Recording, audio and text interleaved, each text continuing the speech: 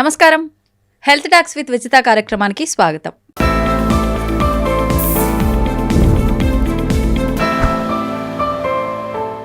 మామూలుగా డాక్టర్లు అనగానే చాలా హెల్తీగా ఉంటారు, వాళ్ళకి అన్నీ తెలుసు, ఏది ఎలా బ్యాలెన్స్ చేయాలి అని చెప్పి అనుకుంటాము. కానీ వాళ్ళ బిజీ షెడ్యూల్లో వాళ్ళు సరిగా టైంకి తినరు అని చెప్పి అంటుంటారు.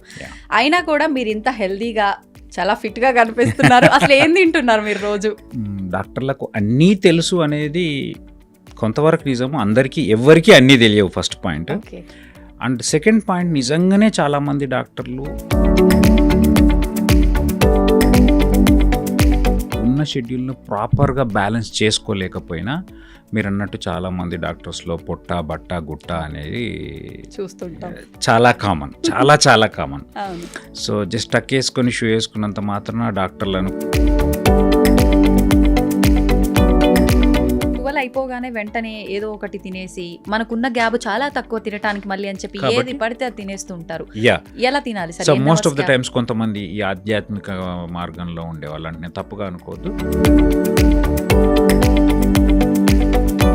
ఆ టైంలో తినమంటుంది కూడా అవసరానికి సరిపడే తినమంటున్నాను నేను. అంతకు మించి ఇంకా దొరికిందే టైం కదా అని చెప్పి 12 నుంచి 7 దాకా ఇష్టం వచ్చింది.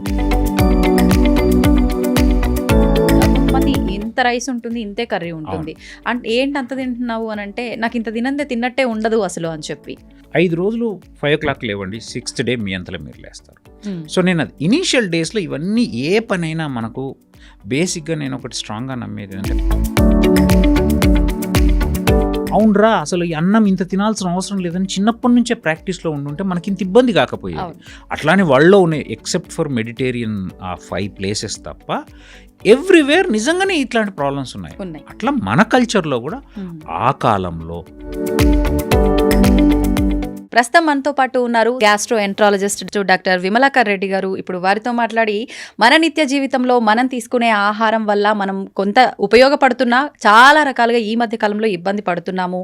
తిన్నది అరగక, తినాలన్నా ఆకలవ్వక, రకరకాల ఇబ్బందులు, తిన్న తర్వాత అది గ్యాస్గా మారి, అది అల్సర్గా మారి, క్యాన్సర్గా మారి, రకరకాల ఇబ్బందులకు లోనవుతున్నాము. నిజంగా ఇలాంటి సమస్యలన్నీ ఎందుకు వస్తాయి? ఇలాంటివి రాకుండా ఉండాలంటే మనం ఎటువంటి జాగ్రత్తలు తీసుకోవాలి? ఇవన్నీ కూడా ఇప్పుడు వారితో మాట్లాడి తెలుసుకునే ప్రయత్నం చేద్దాం. Hi sir. హాయ్ మా, ఎలా ఉన్నారు? బాగున్నాను. చాలా రోజుల తర్వాత ఫైనల్లీ వచ్చేసారు. ఇప్పుడు 6 to 8 months అయినట్టుంది. అవును, అడిగి అవును. I'm sorry first of all. అయ్యో పర్లేదు సార్, టైం కుదరలేదు because of my busy schedule. But happy to come to I dream. Thank you sir. It was my dream to come to I dream. Thank you sir. మేము కూడా ఎప్పుడు మీతో shoot చేస్తామని చెప్పి చాలా వెయిట్ చేస్తున్నాం. Finally ఈరోజు నేను కూడా చాలా హ్యాపీ. సార్, ముందుగా అసలు మాకు మీరు ఏదైనా సలహాలు ఇచ్చే ముందు ఫస్ట్ అసలు మీ గురించి నేను తెలుసుకోవాలనుకుంటున్నా. మామూలుగా డాక్టర్లు అనగానే చాలా హెల్తీగా ఉంటారు, వాళ్ళకి అన్నీ తెలుసు, ఏది ఎలా బ్యాలెన్స్ చేయాలి అని చెప్పి అనుకుంటాము. కానీ వాళ్ళ బిజీ షెడ్యూల్లో వాళ్ళు సరిగా టైంకి తినరు అని చెప్పి అంటుంటారు. అయినా కూడా మీరు ఇంత హెల్తీగా చాలా ఫిట్గా కనిపిస్తున్నారు. అసలు ఏం తింటున్నారు మీరు రోజు? ఫస్ట్ ఆఫ్ ఆల్ మీరు అన్న దాంట్లో డాక్టర్లకు అన్నీ తెలుసు అనేది కొంతవరకు నిజము, అందరికీ ఎవరికి అన్నీ తెలియవు. First point. And second point, నిజంగానే చాలామంది డాక్టర్లు బిజీగా ఉంటారు, మెజారిటీ ఆఫ్ ద డాక్టర్స్.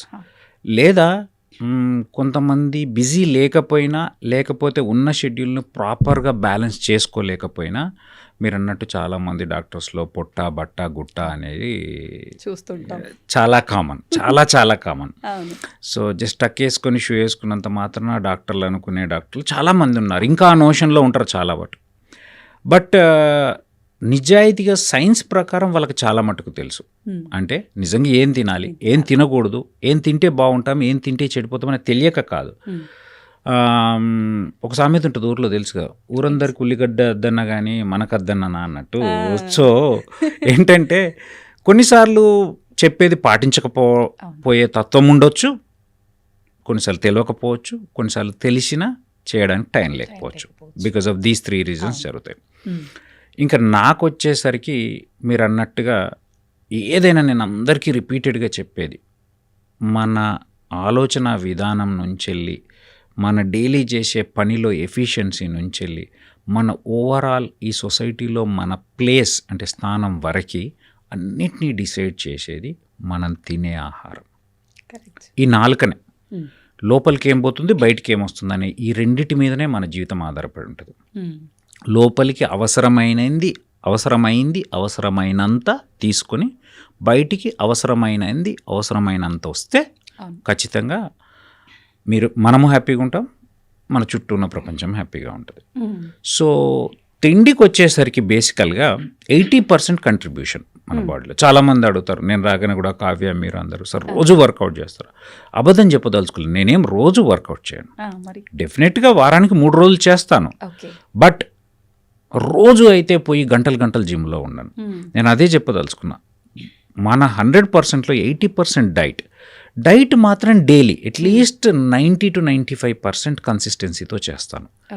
అంటే ఏంటి, కార్బోహైడ్రేట్ శాతాన్ని అవసరానికే తీసుకోవడం, అదే low carbohydrate or at times no carbohydrate. అంటే నో కార్బోహైడ్రేట్ అంటే కార్బోహైడ్రేట్ ఉంటుంది కానీ అది ఫైబర్ రూపంలో వస్తుంది.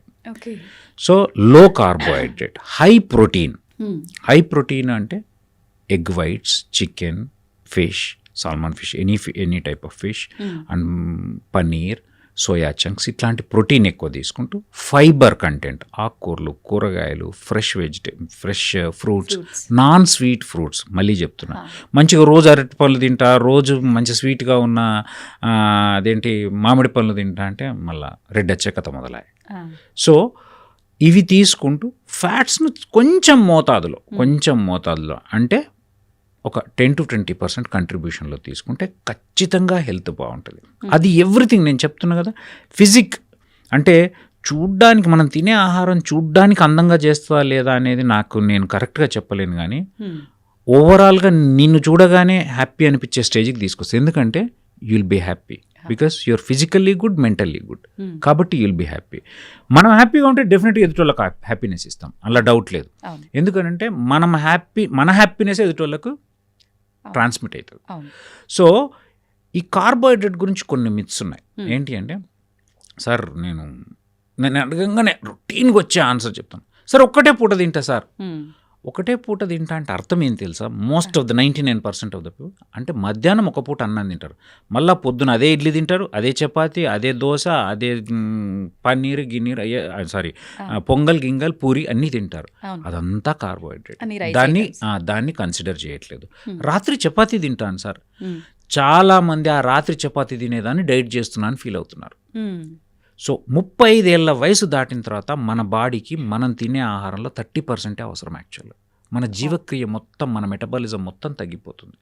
సో ఆ తగ్గిపోవడం వల్ల ఏమవుతుంది అని అంటే, నీకు ఎక్స్పెన్సెస్ తగ్గినప్పుడు నువ్వు ఇచ్చేదంతా జమ అవుతుంది, బ్యాంక్లో బ్యాలెన్స్గా రెడీ అవుతుంది. ఆ బ్యాలెన్స్ పొట్ట, గుట్ట అన్ని రకాలుగా, ఇంక్లూడింగ్ స్కిన్ టోన్తో సహా. నువ్వు కార్బోహైడ్రేట్ తీసుకునే వాళ్ళ స్కిన్ టోన్ తెలిసిపోతుంది, టాడ్ స్కిన్ లాగా ఉండిపోతుంది. అదే మనం ప్రోటీన్ తీసుకునే వాళ్ళు, కొలాజిన్ కంటెంట్ ఎక్కువ ఉన్న వాళ్ళు తీసుకున్న ఫ్రెష్గా ఉంటుంది, రిజువనేటెడ్గా ఉంటుంది, యంగ్గా కనపడుతుంది. అండ్ థాట్స్ కూడా సేమ్ అట్లే ఉంటాయి. If you're physically good, you feel comfortable, you feel confident, you బేసికల్గా మన మీద మనకు కాన్ఫిడెన్స్, మన మీద మనకు ఒక పాజిటివ్ యాటిట్యూడ్ ఉంటే definitely you will reflect on to the society. So నేను చెప్పేది ఏంటంటే 30%, ఇప్పుడు తీసుకున్న దాంట్లో 30% మాత్రమే తీసుకోండి. కార్బోహైడ్రేట్ దయచేసి పొద్దున తినే బ్రేక్ఫాస్ట్ను కూడా మీల్గానే కన్సిడర్ చేయండి. రాత్రికి తీసుకునే కార్బోహైడ్రేట్ను కూడా మీల్గానే కన్సిడర్ చేయండి. మధ్యాహ్నం ఒక్క పూట అన్నం తిని మిగతా టిఫిన్ చేసి దాన్ని నేను డైట్ చేస్తున్నాను మోసం చేయొద్దు. మరి ఇప్పుడు ఇంకా ఈ దోశలు, ఇడ్లీలు, చపాతీలు ఇవే పండుగ పబ్బానికి, టిఫిన్ గా పండుగ తీసుకోవాలి సార్. మరి అవి స్కిప్ చేయాలి. 12 నుంచి 7 మధ్యలో. అంటే ఇప్పుడు somebody is over weight or obese, వాళ్ళ గురించి మాట్లాడదాం. ఓవర్ వెయిట్ ఉన్న వాళ్ళు మాత్రం డెఫినెట్గా they should maintain this fasting. అంటే ఆ 16 hours ఫాస్ట్ అనేది ఉండాలి. ఇంటర్మిటెంట్ ఫాస్టింగ్ అంటారు. ఈ ఇంటర్మిటెంట్ ఫాస్టింగ్ అనేది మన గ్లూకోజ్ కంట్రోల్లో చాలా బాగా హెల్ప్ చేస్తుంది. Lot of scientific research has proven. So కాబట్టి ఆ 16 hours ఫాస్ట్ ఎట్లా అంటే, ఈవినింగ్ 7కి మనం తినడం బానేసి అప్ టు 11:30-12 వరకు ఈ టైంలో వాటర్, మహా అంటే బ్లాక్ కాఫీ లేదా lemon with some salt and water, ఇట్లాంటివి మాత్రమే, లేదా గ్రీన్ టీ, ఇట్లాంటివి తీసుకుంటూ 12 to 7. 12కి స్టార్ట్ చేసేటప్పుడు first meal should be protein. యూజువల్గా మనం ఏం చేస్తాము, ఇడ్లో దోశ తినేస్తే ఇది మనీ లాంటిదండి. Money will breed money. మీకు లక్ష వస్తే ఇంకో లక్షను సంపాదించి పెడుతుంది, లక్షనే. సో అట్లాగే కార్బోహైడ్రేట్ ఒక్క ముద్ద తింటే రెండో ముద్ద తినమని చెప్తుంది. It is craving. Carbohydrate it self creates craving. మైండ్కి మీరు ఎప్పుడన్నా ఆలోచించండి, పొద్దున బ్రేక్ఫాస్ట్ చేస్తే లంచ్ ఆకలి అవుతుంది. అవును. అదే పొద్దున ఏం చేయకండి, అదే ఫస్ట్ మీల్ ప్రోటీన్ మంచిగా 7-8 పీసెస్ ఆఫ్ చికెన్ తీసుకోండి, మీకు సాయంత్రం దాకా ఏం ఆకలి కాదు. ఎందుకంటే ప్రోటీన్ డైజెషన్కి చాలా టైం పడుతుంది. ఓకే. కార్బోహైడ్రేట్ అనేది అలా తినగానే ఇట్లా ఇడ్లీ అయితే ఇట్లా తినగానే అట్లా వెళ్ళిపోతుంది, మంచిగా గ్లూకోజ్ ఇచ్చి ఇమీడియట్ గ్లూకోజ్ ఇస్తుంది, కడుపు ఖాళీ అవుతుంది, మళ్ళీ తినపోతుంది. అది మైండ్ను డల్ చేస్తుంది, బాడీని డల్ చేస్తుంది, అండ్ నీకు ఎనర్జీకి ఎంత 30% కావాలి, అది కాగా మిగిలినంతా స్టోరేజ్లోకి వెళ్ళిపోతుంది. ఇప్పుడు చాలా మంది మీరు అన్నట్టుగా 7 to 12 ఇది ఎవరైతే మెయింటైన్ చేస్తున్నారో 7-12 అయిపోగానే వెంటనే ఏదో ఒకటి తినేసి మనకున్న గ్యాప్ చాలా తక్కువ తినడానికి మళ్ళీ అని చెప్పి ఏది పడితే అది తినేస్తూ ఉంటారు. ఎలా తినాలి so most of the times కొంతమంది ఈ ఆధ్యాత్మిక మార్గంలో ఉండే వాళ్ళు, అంటే నేను తప్పుగా అనుకోవద్దు, అండ్ ఆ వ్రతాలు స్వాములు ఏమైనా పట్టుకుంటారు, కానీ పట్టుకున్న లాభం లేకుండా అది దొరికిన టైంలో చాలా ఎక్కువ తినేస్తారు. అది చాలా చాలా తప్పు. ఆ టైంలో తినమంటుంది కూడా అవసరానికి సరిపడే తినమంటున్నాను నేను, అంతకు మించి ఇంకా దొరికిందే టైం కదా అని చెప్పి 12 నుంచి 7 దాకా ఇష్టం వచ్చింది గుద్దుతా అంటే నడిచేది అది. సో అప్పుడు కూడా ఫస్ట్ ప్రోటీన్ మీల్తో స్టార్ట్ చేసి నేను తినేది చెప్తాను. 12 to 7 మధ్యలో నేను ఏం తింటాను అంటే యూజువల్గా ఫస్ట్ 4 ఎగ్ వైట్స్ ఇస్తారు, తర్వాత ఏ బ్రకోలియా, లిట్యూస్ లాంటివి, లేదా కీరా, క్యారెట్ కలిపిన ఒక సలాడ్ కానీ అది తినేస్తాను. ఇంకా మరీ ఆకలి అయితే 2-3 టైంలో కొన్ని చికెన్ పీసెస్ తింటాను. మళ్ళీ సాయంత్రం కాగానే మళ్ళీ అరౌండ్ 5-6 o'clock 7 o'clock నేను ఇప్పుడు మరీ ఐఎమ్ నాట్ ఒబీస్ కాబట్టి నాకు మన తెలంగాణలో తెలుసు కదా చాయ్ అంటే పిచ్చి, కాబట్టి చాయ్ తాగుతాను. సో ఈవినింగ్ ఏం తింటానంటే వర్కౌట్ అయిపోయిన తర్వాత, ఒకవేళ వర్కౌట్ చేస్తే ఐదర్ వర్కౌట్ చేస్తా లేదా వాకింగ్ చేస్తా, కొన్నిసార్లు ఏది చేయలేము. చేసిన తర్వాత అరౌండ్ 7-7:30 మ్యాక్స్లో, ఒక్కొక్కసారి లేట్ అయిపోతే నేను 7కి వెళ్తే నాది 9 కూడా కావచ్చు. అప్పుడు నేను ఐదర్ ఏదో ప్రోటీన్ షేకో, కొంచెం వెరీ రేర్లీ అండి, మంత్లీ ఫ్యూ టైమ్స్ అండి, లేకపోతే ఇంట్లో ఉన్న చికెన్ ఫిష్ తినేస్తాను అంతే. అసలు ఇంకా రైస్ ఐటమ్ ఎక్కడ, రైస్ అనేది ఎప్పుడో ఒకసారి అండి. ఇంకొకటి నేనేం చెప్తా అంటే, జీవితంలో నీ మీద నీకు ఎప్పుడైతే జాలి కలుగుతుందో, అబ్బో నేను మస్తు కష్టపడుతున్నా అన్నప్పుడు ఇంకా నువ్వు చెడిపోవడానికి ఆస్కారం చాలా ఎక్కువ ఉంటుంది. అది నేను అందరికీ, ఈవెన్ చిన్న పిల్లల నుంచి, స్కూల్లో పిల్లల నుంచి అందరికీ చెప్పానంటే, you should fool your brain. ఎట్లా ఫూల్ చేయాలంటే, నేను కష్టపడుతున్నాను నీకు అనిపించొద్దు అంటే కొన్నిసార్లు అది చెప్పినట్టు వినాలి, ఎక్కువసార్లు నువ్వు చెప్పినట్టు అది వినాలి, కొన్నిసార్లు అది చెప్పినట్టు నువ్వు వినాలి.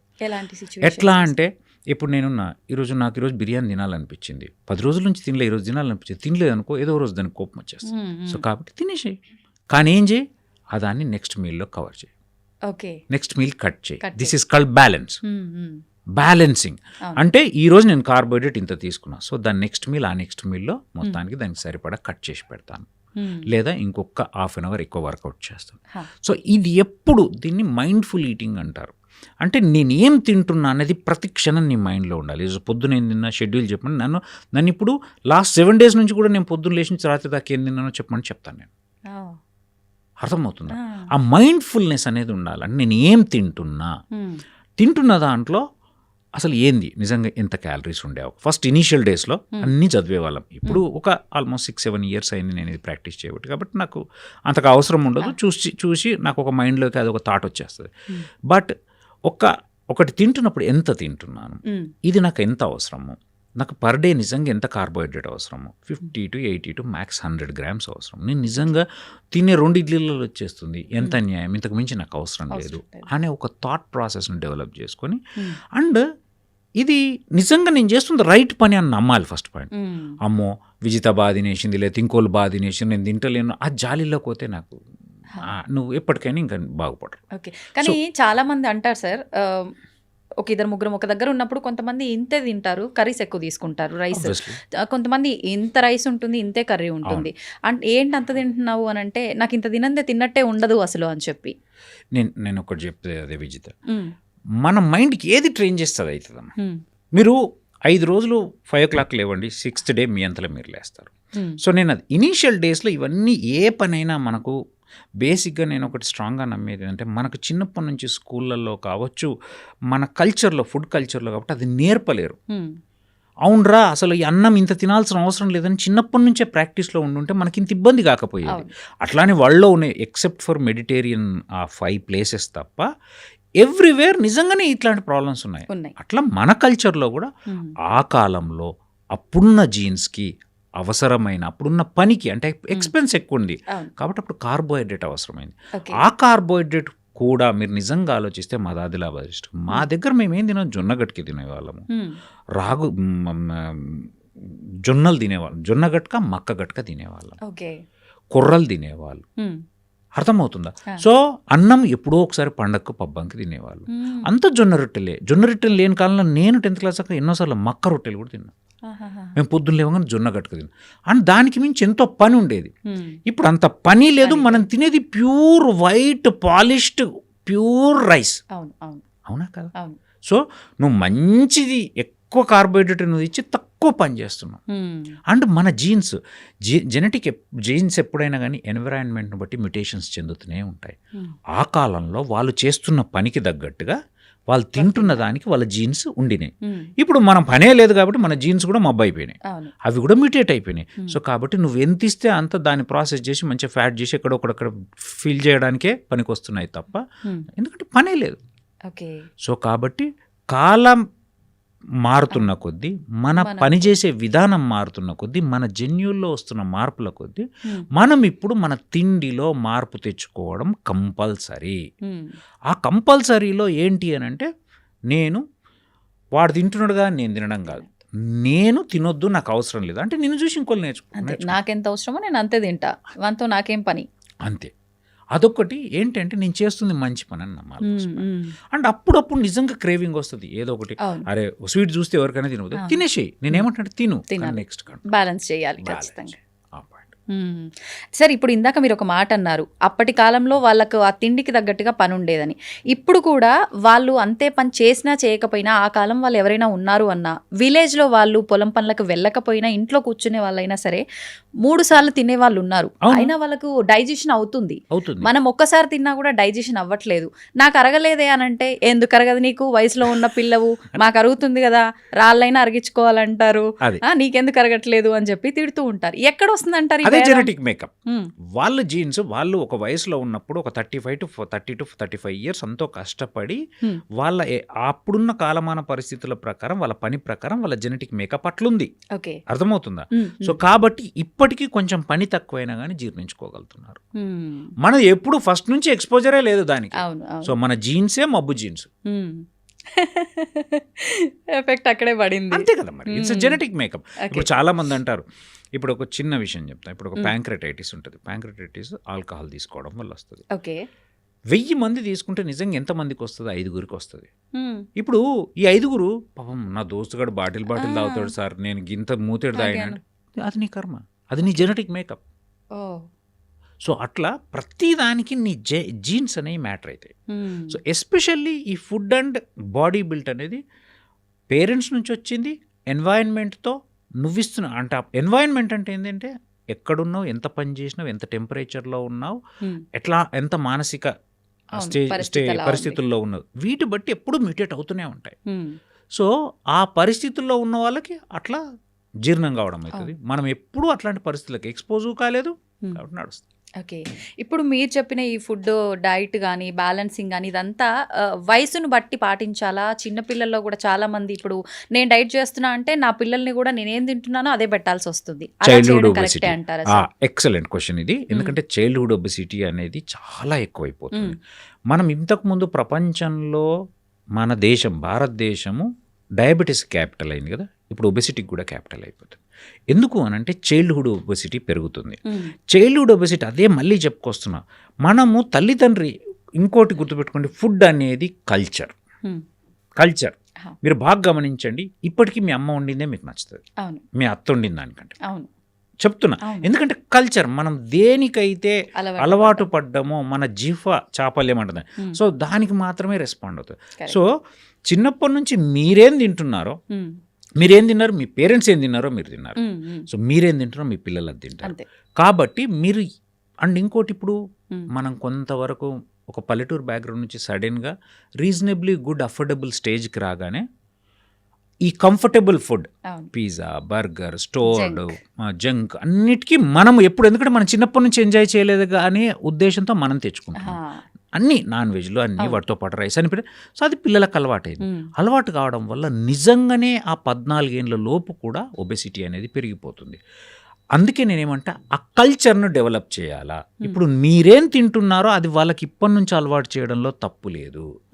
కాకపోతే ఒకటి ఏంటంటే ఎక్స్పెన్సెస్ వాళ్ళకి ఎక్కువ ఉంటాయి. ఎందుకంటే గ్రోత్కి కావాల్సింది వాళ్ళ గ్రోత్కి ఎక్కువ అవసరం పడుతుంది. వాళ్ళకి 100% అవసరమైతే మీకు 30% అవసరం అవుతుంది.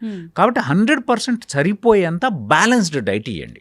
ఓకే, అంటే అక్కడ క్వాంటిటీ పెంచాల్సి ఉంటుందా సార్? మనం క్వాంటిటీని పెంచండి అంతే. అంటే ఇప్పుడు ప్రోటీన్ వానికి ఇంకొక 10-15 గ్రామ్స్ ఎక్కువ ఇవ్వండి. అంటే మనం 1 gram per KG body weight తింటాం కదా, 1.5 ఇవ్వండి. అర్థమవుతుందా? లేదు 1 ఇచ్చిన కార్బోహైడ్రేట్స్లో కొంచెం మనం ఎంత 20-30% తీసుకున్నాం, మనం 100 గ్రామ్స్ తీసుకుంటే ఆయనకు 200 గ్రామ్స్ ఇవ్వండి, 200 గ్రామ్స్ ఇవ్వండి. ఫ్యాట్ ఇంకొక 10% పెంచండి. అంతే తప్ప మళ్ళీ మొత్తం అంతా రైస్ పెట్టి ఉత్త సాంబార్ పోసేసి తిండి పెట్టమని చెప్పట్లేదు. చికెన్ ముక్కలు ఇప్పుడు నేను చాలా మంది పిల్లలు చూస్తాను, చికెన్ వాడు ముక్కలు తినడు, ఉత్త సూప్ వేసుకొని ఇంత అన్నం వేసుకొని తింటారు. ఎన్నిసార్లు చెప్పినా ఎంత చెప్పినా ఏంటంటే సో దానివల్ల లాభమే లేదు. చికెన్ తిన్నా అంటే చికెన్ తినాలి కదా, నువ్వు చికెన్ తినకుండా రైస్ తినడంలో లాభం లేదు. సో మనం పెట్టమన్నాం కదా అని మనం ఇంత అన్నం తిని వాడికి ఇంత అన్నం పెట్టమంటలేదు నేను. మనం 4 ముక్కలు తింటే వాడికి 6 ముక్కలు పెట్టమంటారు.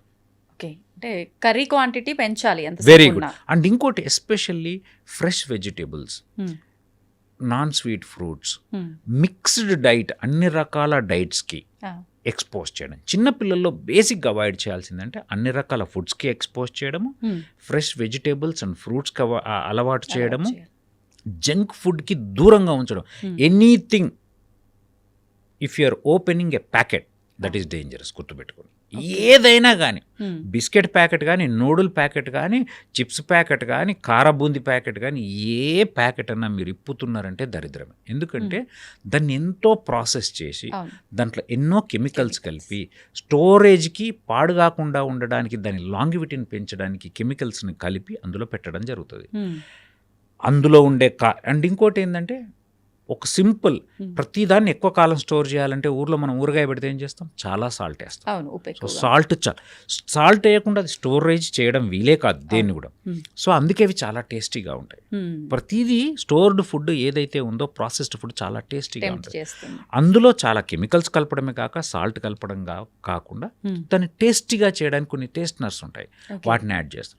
అవన్నీ కార్సినోజెనిక్, అవన్నీ ఏదో ఒక రోజు క్యాన్సర్ చేస్తాయి, అవన్నీ ఒబెసిటీని పెంచుతాయి. అంతెందుకండి, ఏ క్యాన్సర్ను డైరెక్ట్ కాజ్ చేయాల్సిన అవసరం లేదు. Obesity is mother of all diseases. ఈ స్టేట్మెంట్ మీరు చాలా ప్రాపగేట్ చేయాలి. మీడియాకు కూడా నేను రిపీటెడ్గా చెప్తాను. ఎందుకంటే obesity is mother of all diseases. తల్లి లాంటి ఆ రోగం అదొక్కటి ఉంటే జర అన్ని రోగాలు వచ్చింటాయి.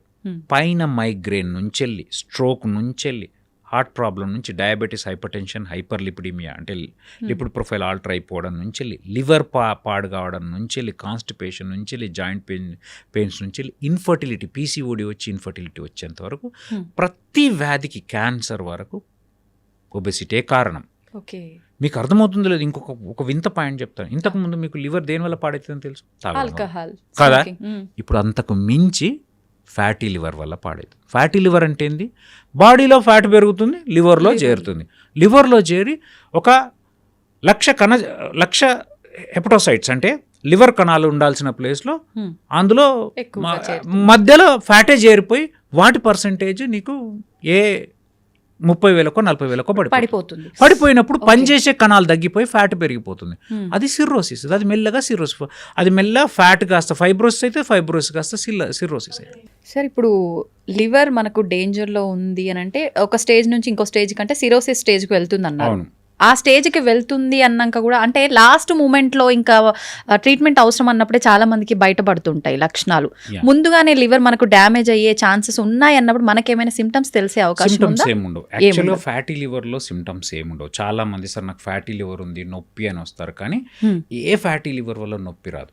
మీరన్న point very valid. Fatty liver అనేది సైలెంట్ కిల్లర్. స్లోగా పోయి అది ఎప్పుడైతే ఫైబ్రోసిస్ అయ్యి సిర్రోసిస్ అవుతుందో అప్పుడే కడుపులో నీరు చేరడమో, జాండీస్ రావడమో, కాళ్ళవాపులు రావడమో, లేకపోతే రక్తవాంతులు కావడమో, లేకపోతే ఓష్ తప్పిపోవడం, ఎన్సెఫలోపతి, వీటి వల్ల మాత్రమే బయటపడుతుంది. అందుకే నేను ఏం చెప్తున్నా అంటే ఫస్ట్ నుంచి వెళ్ళి నీ వెయిట్ని కంట్రోల్లో పెట్టుకొని షుగర్ను కంట్రోల్లో పెట్టుకుంటే ఫ్యాటీ లివర్ వచ్చే అవకాశాలే తక్కువ ఉంటాయి.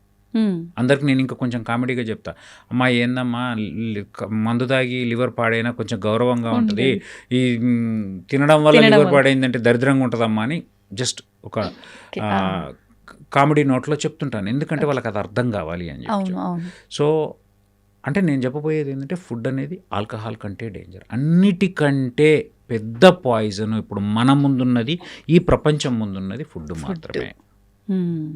నిజంగా సార్, ఫుడ్ ఒక్కటే కాదు, మనకు నిద్ర, వర్కౌట్స్ చేయకపోవడం కూడా చాలా ఎఫెక్ట్ అవుతుంది హెల్త్కి అని అంటారు. మనకి ఎంత శాతం ఉండాలంటారు ఇదంతా కూడా? సో కంపల్సరీ ఇప్పుడు చెప్పాను కదా, 20% exercise, 20-30% exercise, 70-80% diet, first point. Then sleep, good sleep. Everybody should have minimum of 7 hours of sleep.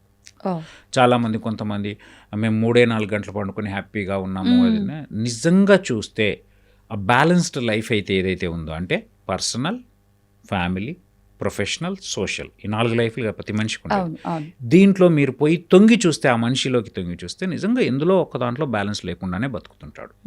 So వాళ్ళని చూసి మనం మోసదు. ఎంతోమంది డాక్టర్లు కూడా, పెద్ద గొప్ప గొప్ప డాక్టర్లు, మేము 3 గంటలే పడుకుంటాము, రాత్రి 12 నుంచి 2 వరకు రీసెర్చ్ చేసుకుంటాము, బట్ స్టిల్ పోయి చూస్తే they are not living happy life. అది ప్రూవ్ అవుతుంది. సో మంచి ఆరోగ్యం ఉండాలి అని అంటే, మంచి బ్యాలెన్స్ లైఫ్ ఉండాలంటే మినిమమ్ ఆఫ్ 7 hours. 8 hours అనేది కొంచెం ఎక్కువ, 7 hours, 6 to 7 hours అయితే కంపల్సరీ ఉండాలి. దట్ టు సౌండ్ స్లీప్ అండి. ఊరికే పడుకొని ఏదో టెన్షన్ పడుతూ మధ్యలో 10 సార్లు లేస్తూ, ఇది దాన్ని కూడా స్లీప్ అన్న, సౌండ్ స్లీప్. సౌండ్ స్లీప్ ఉండాలి అని అంటే కొంచెం శారీరక శ్రమ ఉండాలా, ఫస్ట్ ఆఫ్ ఆల్ ఆత్మ సంతృప్తి ఉండాలా, శారీరక శ్రమ ఉండాలా, రీజనబ్లీ గుడ్ ఫుడ్ ఉండాలా, అండ్ మధ్యాహ్నం నాప్స్ అవన్నీ అవాయిడ్ చేయాలి. అప్పుడు ఖచ్చితంగా గుడ్ స్లీప్ ఉంటుంది. So sleep contributes, stress free life contributes, good diet contributes, good exercise. ఇవి ఉంటే ఇంతకు మించి ఈ 4 ఉండి, నేచర్, మంచి రిలేషన్స్ ఉంటే, మొన్ననే ఒక రీసెర్చ్ జరిగింది చెప్పాలి. ఆ రీసెర్చ్లో ఒక మనిషి లాంగివిటీని పెంచేవి ఏంటి అన్నప్పుడు అందులో ప్రూవ్ అయినాయి చెప్తున్నాను. First good protein diet, body bearing, weight bearing exercises, minimum of weight bearing exercises, and third, good human relations. ఇవి చాలా తక్కువైపోయాయి ఈ మధ్య కాలంలో. And apart from that good sleep అదంతా వస్తుంది. ఇవన్నీ ఉన్న ఈ 3 ఉంటే నీకు గుడ్ స్లీప్ ఆటోమేటిక్గా వస్తుంది. అర్థమవుతుందా? సో ఈ 3 మూడోది చాలా చాలా ఇంపార్టెంట్. Good human relations. దానికి ఒకే ఒక మార్గం పాజిటివిజం. ప్రతి మనిషిలో బిజితాలు ఏదో తప్పు ఉంటుంది, విమలాకర్లు ఏదో తప్పు ఉంటుంది, ఇంకోరు ఏదో తప్పులు ఒప్పులు లేదా లెక్కలు పెట్టుకుంటూ పోతే ఎవ్వరు నేను ఎప్పుడు అందరికి ఒక నిన్ను నువ్వే క్షమించుకోగలిగింది. మనం ఎన్నో తప్పులు చేసి మనం క్షమించుకొని ఇంత ప్రేమించుకున్నాం, మరి ఆపోజిట్ని ప్రేమించకపోయినా అట్లీస్ట్ హేట్ చేయకు. What I mean. సో అది ఈ గుడ్ హ్యూమన్ రిలేషన్స్ ఉంటే ఇంకా నీకు ప్రపంచంలో 99% ఆస్తి ఉన్నట్టేనండి. అంతకు మించి. ఓకే, అయితే ఇప్పుడు మీరు అన్నట్టుగా 7 hours స్లీప్ ఓకే, కానీ చాలామంది లేట్ నైట్ పడుకొని అది 7 hours అవ్వాలి కదా అని చెప్పి లేట్గా లేవటం, బ్యాలెన్స్ చేసి అది 7 hours అయిన తర్వాత లేవటం, ఇలా చేస్తుంటారు. అది కరెక్టేనా? అసలు పడుకోవాల్సింది ఏ టైంకి లేవాల్సి ఉంటుంది? సర్కేడియన్ రిథమ్ అనేది ఎప్పుడైనా కానీ మనకు ఆ నైట్గా చూడడం. ఇప్పుడు మీరు ఇంకో మాట చెప్తా, ఎప్పుడైనా పడుకున్నప్పుడు 3 types ఆఫ్ సిచ్యువేషన్స్ అబ్జర్వ్ చేయండి. ఒకటి, అన్ని లైట్స్ ఆన్ చేసి పడుకోండి. ఒక్క బెడ్ లైట్ ఆన్ చేసి పడుకోండి. ఈవెన్ ఆ బెడ్ లైట్ కూడా బంద్ చేసి పడుకోండి. మూడిట్లో ఎంతో డిఫరెన్స్ ఉంటుంది. అవును. That darkness, that calmness matters. ఇప్పుడు మీరు 12 గంటలకు పడుకొని పొద్దున 7కి లేస్తా అంటే 5 to 7 సౌండ్ ఉంటుంది. లేదు 2కు పడుకొని నేను 9కి లేస్తా అంటే ఆ 5 to 9 సౌండ్ ఉంటుంది, డిస్టర్బెన్స్ ఉంటుంది. తలుపు తీస్తాడు ఎవడో, లైట్లు వేస్తారు, తెలియకుండానే లైట్ వచ్చేస్తుంటుంది through windows and all. So I don't think that is a sound sleep. ఇప్పుడు ఇంకా మనకు పట్టణాల్లో అయితే ఉల్లిగడ్డలని అవని ఇవని లొల్లులు ఏదో ఒకటి ఉంటుంది. సో కాబట్టి ఖచ్చితంగా సర్కాడియన్ రిథమ్ దెబ్బతింటుంది. నా సజెషన్ అయితే నైట్ ఉంటేనే, ఇప్పుడు మన హార్మోనల్ బ్యాలెన్స్ కూడా ఎట్లుంటుందంటే, మార్నింగ్ ఏ రకమైన హార్మోన్స్ రావాలి, హ్యాపీ హార్మోన్స్ కావచ్చు, స్ట్రెస్ హార్మోన్స్ కావచ్చు, గుడ్ హార్మోన్స్ కావచ్చు, బ్యాడ్ హార్మోన్స్ అంటే పాజిటివ్ ఆర్ నెగిటివ్ హార్మోన్, ఇవన్నిటికి కూడా ఒక టైమింగ్ అని సెట్ అయి ఉంది బాడీలో. ఆ సర్కాడియన్ రిథమ్ అనేది ఉంది. ఆ జీవక్రియ మెటబాలిజంలో అవన్నీ డిజైన్ చేయబడ్డాయి. నువ్వు దాన్ని జస్ట్ స్లీప్ మారిస్తే అన్ని మారిపోవు. అర్థమవుతుందా? ఆ 4 గంటలకు రావాల్సి 4 గంటలకే వస్తుంది. అర్థమవుతుందా? నువ్వు 10కి పండుకుంటాను, అది వెయిట్ చేయదు కదా. So that is human body is built like that. So దాన్ని గౌరవించడం, నేచర్ను గౌరవించడం మనం నేర్చుకోవాలి. మన ఒక్కరి కోసం నేచర్ మారిపోదండి. ఓకే, అయితే ఇప్పుడు ఫుడ్ విషయానికి వస్తే మనం ఇందాక చాలా మాట్లాడాం. బట్ ఇంకొకటి, ప్రతి ఒక్కరు కూడా ఉదయం లేచిన దగ్గర నుంచి ఎంత ఫ్రెష్ ఫుడ్ తీసుకోవాలని చెప్పినా కూడా నైట్ మనం ఫ్రెష్గా తీసుకొచ్చామా దాన్ని ఫ్రిడ్జ్లో పడేస్తాం. పొద్దున ఫ్రిడ్జ్లోంచి తీసి వండుకుంటాము. పాల ప్యాకెట్లు పొద్దున్న లేస్తే అందులో పడేస్తాము, 2-3 రోజులకి సరిపోని తెచ్చి తీస్తాము, కాఫీలని టీలని. అసలు కరెక్టేనా సార్ ఫ్రిడ్జ్లు వాడటం? ఇదంతా కరెక్టే అంటారా? ఏంటంటే అట్లా అట్లీస్ట్ ఇంకా మనం అదృష్టవంతులం అని భావించాలి. మీరు ఎప్పుడైనా వెస్టర్న్ కంట్రీస్ యూఎస్ అట్లా పోతే పాపం ఎంత జాలేస్తుంది అంటే, నేను నా ఫ్రెండ్స్ దగ్గర కూడా చూసినప్పుడు వాళ్ళు సండే రోజు వండుకుంటారు, నెక్స్ట్ సాటర్డే వరకు అదే తింటారు. I have seen. ఓకే. నా క్లోజ్ ఫ్రెండ్స్, మంచి ఫ్రెండ్స్ ఇటుకైనా వాళ్ళకి అఫోర్డబిలిటీ లేక కాదండి, టైం ఉండక. సో ఖచ్చితంగా fresh is fresh, stored is stored. 100%. Taste మారడం గురించి కూడా అంటలే, ఈవెన్ అందులో ఉన్న బ్యాక్టీరియా, అందులో ఉన్న అన్నీ మారుతాయి. ఖచ్చితంగా హజార్డసే, కానీ అది ఎంత హజార్డస్ అనేది చెప్పలేం. అట్లీస్ట్ ఫ్రీజ్ చేయడం వల్ల, అంటే ఫ్రీజ్ చేయడం వల్ల టెంపరేచర్ను తగ్గించడం వల్ల పాడు కాకుండా ఉంటుంది అంతే. దానివల్ల టేస్ట్ మారుతుంది, దానివల్ల దాని నుంచి మనకు రావాల్సిన బెనిఫిట్స్ శాతం కూడా తగ్గిపోతుంది. అండ్ ఇంకోటి, స్టోర్ చేయడానికి నువ్వు సాల్ట్ ఎక్కువ వేయాల్సి ఉంటుంది డెఫినెట్గా, మీరు ఎప్పుడన్నా. సో కాబట్టి దానివల్ల మళ్ళీ దాన్ని తీసి హీట్ చేస్తాం, అది ఇంకా డేంజర్. బయటికి తీసి చాలాసార్లు టైం లేక, యూజువల్ ఎప్పుడైనా ఏసీ నుంచి బయటకు వెళ్ళేటప్పుడు ఇమ్మీడియట్గా వెంటింగ్ ఉండదు. మీరు మధ్యలో ఏం చేస్తారంటే కొంచెం సెమీ కూల్ ప్లేస్ని పెడతారు. దట్ ఈస్ ద వే ఏదైనా లైఫ్లో అంతే. సో మీరు తీసి ఇమ్మీడియట్గా గిన్నెలు వేసేసి మళ్ళీ వేడి చేయడం వల్ల జస్ట్ యువర్ హీటింగ్ ఇట్, అంటే యూఆర్ ఇంక్రీజింగ్ ద టెంపరేచర్ తప్ప దాంట్లో ఉన్న మీరు వేడి చేయడం వల్ల దాని చెడు మంచిగా అయిపోదు, టేస్ట్ కూడా మారదండి. ఓకే. ఇప్పుడు ఫుడ్ ఎలా తీసుకోవాలి, ఏంటి, ఏం బ్యాలెన్స్ చేయాలి, ప్రతిదీ క్యాలిక్యులేషన్ చేసుకొని తినడం నా వల్ల కాదు. కానీ నేను ఆరోగ్యంగా ఉండాలి అని అంటే, ఇప్పుడు మీరు చెప్పినట్టుగా ప్రతిదీ కూడా లైఫ్లో, అంటే నిత్య జీవితంలో ఒక పార్ట్ ఆఫ్ ఫుడ్ తీసుకుంటే సరిపోతుందంటారా? ఇంకొకటి గట్ హెల్త్ అంటుంటారు. ఈ గట్ హెల్త్ ఆరోగ్యంగా ఉండేలా చూసుకుంటే ఏ రోగం రాదు నీకు అని అంటుంటారు. ఆ గట్ హెల్త్ అంటే ఏంటి, అసలు అది ఆరోగ్యంగా ఉండాలంటే ఏం చేయాలి? సో ఇప్పుడు అదే చెప్తున్నా, మీరు ఫస్ట్ క్వశ్చన్ నేను ఆన్సర్ చెప్తా. ఎవరైనా గీతలు గీసుకొని ఇట్లనే ఉండంటే నచ్చదండి. నేను అదే చెప్తున్నా, నీ మీద నీకు జాలి వేస్తుంది, జాలేసిన రోజు స్పాయిల్ అయిపోతావు. సో అట్లా అంత స్ట్రిక్ట్ పెట్టుకోండి. ఒకటి స్టార్ట్ చేయండి. ఎట్లా, ఇప్పుడు ఫస్ట్ నైట్ మీల్ని ఒక జువార్ రోటీకి మార్చడం నేర్చుకోండి. తర్వాత 12 to 7 ఇంటర్మీడియట్ ఫాస్టింగ్కి వెళ్ళండి. తర్వాత కార్బోహైడ్రేట్ కట్ చేసి ఆ జువార్ రొటీని మధ్యాహ్నంకి తెచ్చి మధ్యాహ్నం రైస్ను బంద్ చేయండి. ఇది స్లో ప్రాసెస్లో ఒక 6 months to 1 yearలో జరగాలి. నీకే తెలియకుండా నీ బ్రెయిన్ ఫుల్ అయిపోతుంది, సెట్ అయిపోతుంది. ఎక్సర్సైజ్కి వచ్చేసరికి ఫస్ట్ జస్ట్ వాక్ స్టార్ట్ చేయండి. 5,000 steps, దెన్ 10,000 steps. వాక్ అయిపోయిన తర్వాత ఈ వాక్ చేస్తూ ఈ కొంచెం కార్బోహైడ్రేట్ తగ్గించడం వల్ల కొంచెం షేప్లో తేడా వస్తుంది. ఇప్పుడు ప్రతి ఒక్క విమల్ బాగా అవుతున్నారా, స్టైల్గా ఉన్నారా, ఇంకోటి అన్నారు అన్నప్పుడు మీకు తెలియకుండానే ఒక మోరల్ ఎంకరేజ్మెంట్ వస్తుంది. సో ఆ ఎంకరేజ్మెంట్ నిన్ను దానంతలదే ముందుకు తోస్తుంది. నా మాట వినండి, నేను చెప్తున్నా కదా, 100% నిన్ను అద్దన్నయ్యే వద్దులేరా, ఎందుకు వచ్చిన ఇప్పుడు ఇది తింటే నేను మళ్ళీ రేపు ఖాళీ ఉండాలి, అవసరమా అనే ఫీలింగ్లోకి వెళ్ళిపోతారు. అప్పుడు మెల్లగా ఇంట్లో ఉండే పరిస్థితులు, ఈవెన్ చాలామంది వర్కౌట్స్ గురించి కూడా ఆవేశంగా జిమ్కి గట్టి, స్విమ్మింగ్ పూల్కి గట్టి అవన్నీ పనిచేయండి. First start with walk and push-ups. Just push-ups first 2 కొట్టండి, 10 కొట్టండి, 20 కొట్టండి, 30 కొట్టండి. కొంచెం షేప్ వస్తుంటుంది. కొంచెం జంపింగ్ జాక్స్ చేయడం, కొద్దిగా ఏదో చిన్న చితక చేతులు కాళ్ళు ఊపడము, ఇవి చేస్తూ డైట్ చేస్తే ఒక 6 monthsలో మీలో తెలియకుండా మీలో మార్పు వస్తుంది, మీకు తెలియకుండా మీలో మార్పు వస్తుంది. అది ప్రపంచం గుర్తిస్తుంది, గుర్తించి మిమ్మల్ని ఎంకరేజ్ చేస్తుంది. అప్పుడు మిమ్మల్ని మీరే ఎంకరేజ్ చేసుకుంటారు. ఇలా స్లోగా చేయండి. ఏది కూడా ఇలా విమలాకర్ క్లాస్ వీకెండ్ కదా అని చెప్పి పోయి రేపు పొద్దున జిమ్కి కట్టేస్తా, ఇంట్లోకి వెళ్ళి అన్నం తీసేస్తా, ఇట్ నెవర్ హ్యాపెన్స్ అండి. వీఆర్ ఆల్ హ్యూమన్ బీయింగ్ కదా. సో కాబట్టి ఎప్పుడు జరగదు, స్లో ప్రాసెస్. ఏదైనా నీ బ్రెయిన్ నువ్వు ఫూల్ చేయాలి. అదే ఇందులో నేను చెప్పిన మార్గాలు ఏంటంటే ఇట్లా చిన్నగా స్టార్ట్ చేస్తే సెట్ అవుతుంది. అండ్ గట్ హెల్త్కి వస్తే ప్రతిసారి ఒక్కొక్క 2-3 ఏళ్ళకు ఒకసారి టాపిక్స్ కొత్తవి క్రియేట్ అవుతుంటాయి. అవి నిజంగా మంచివి ఉంటాయి, కొన్ని చెడ్డవి ఉంటాయి. అంటే ఇప్పుడు మనం చూసినప్పుడు, అంటే చెడు అని కాదు, టీవీ నుంచి వెళ్ళి సినిమా నుంచి టీవీ, ఏలియన్ నుంచి సినిమాకి వచ్చిన, టీవీ నుంచి టీవీకి వచ్చిన, టీవీ నుంచి బుల్లితెరకు వచ్చిన, బుల్లితెర నుంచి వెళ్ళి స్టూడియోలకు వచ్చి ఇట్లా, అంటే చిన్న చిన్న ఛానళ్ళకు వచ్చినాం, ఎన్నో. అట్లా ప్రతిదీ మనం మైన్యూట్ లెవెల్కి వెళ్తున్నాం.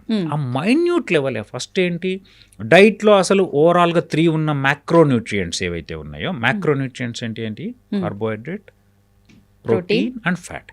వాటి గురించి మాట్లాడినాం, ఒక 2-3 ఏళ్ళు మాట్లాడినాం. ఇప్పుడు కొంచెం micro nutrients importance and gut health importance. అంటే ఏంటి అని అంటే, ఈ మనం తీసుకునే దాంట్లో విటమిన్స్ మినరల్స్తో పాటు యాంటీ ఆక్సిడెంట్స్ యాడ్ చేయడం నేర్చుకున్నాం. అంటే ఫ్రెష్ ఫ్రూట్స్ కావచ్చు, అది. దాని తర్వాత మన గట్ ఇప్పుడు ఏంటంటే గట్లో క్రాస్ టాక్ జరుగుతుంది. ఇది గట్ అనుకోండి, ఇంటెస్టైన్ వాల్లో లోపల మ్యూకోజా అనేది ఉంటుంది. దాని మీద కొన్ని డిటెక్టర్స్ ఉంటాయి. గట్ లోపల మనం ఇచ్చే ఫుడ్ ఉంటుంది. సో ఈ ఫుడ్కి, ఆ మ్యూకోజాకి, ఆ మధ్యలో ఉండే రిసెప్టార్స్ మధ్యలో క్రాస్ టాక్ జరుగుతుంటుంది. దీనికి బ్రెయిన్కి క్రాస్ టాక్ జరుగుతుంది. సో అంటే ఈ రిలేషన్, ఓవరాల్గా రిలేషన్ ఏడు నుంచి పోయింది, ఫుడ్ మధ్యలో ఉండే ఫుడ్ నుంచి బ్రెయిన్కి వెళ్ళింది. అందుకే గట్ హెల్త్ అనే కాన్సెప్ట్ వచ్చింది. ఆ గట్లో మంచి న్యూట్రియంట్ ఉండాలి. అంటే ఏంటి, మళ్ళీ అగైన్ గుడ్ ఫైబర్ ఉండాలి, లో కార్బోహైడ్రేట్ ఉండాలి, హై ప్రోటీన్ ఉండాలి, గుడ్ యాంటీ ఆక్సిడెంట్స్ ఉండాలి. ఇంటెస్టైన్లో కొన్ని కోట్ల బ్యాక్టీరియా ఉంటాయి. ఆ బ్యాక్టీరియాలో గుడ్ బ్యాక్టీరియా, బ్యాడ్ బ్యాక్టీరియా అని 2 రకాలు ఉంటాయి. మన పని ఏంటి, గుడ్ బ్యాక్టీరియాను పెంచడం, బ్యాడ్ బ్యాక్టీరియాను తగ్గించడం. ఆ గుడ్ బ్యాక్టీరియా పెంచడం ఏం నుంచి వస్తుంది, మనమేం బ్యాక్టీరియాలు తినాల్సిన అవసరం లేదు, తాగాల్సిన అవసరం లేదు, ఓన్లీ గుడ్ డైట్ వల్ల వస్తుంది. గుడ్ డైట్ అంటే ఏంటి, again good fibre, good anti oxidants, fresh fruits and vegetables, on and off కొంచెం కర్డ్, అర్థమవుతుందా, విత్ లో కార్బోహైడ్రేట్.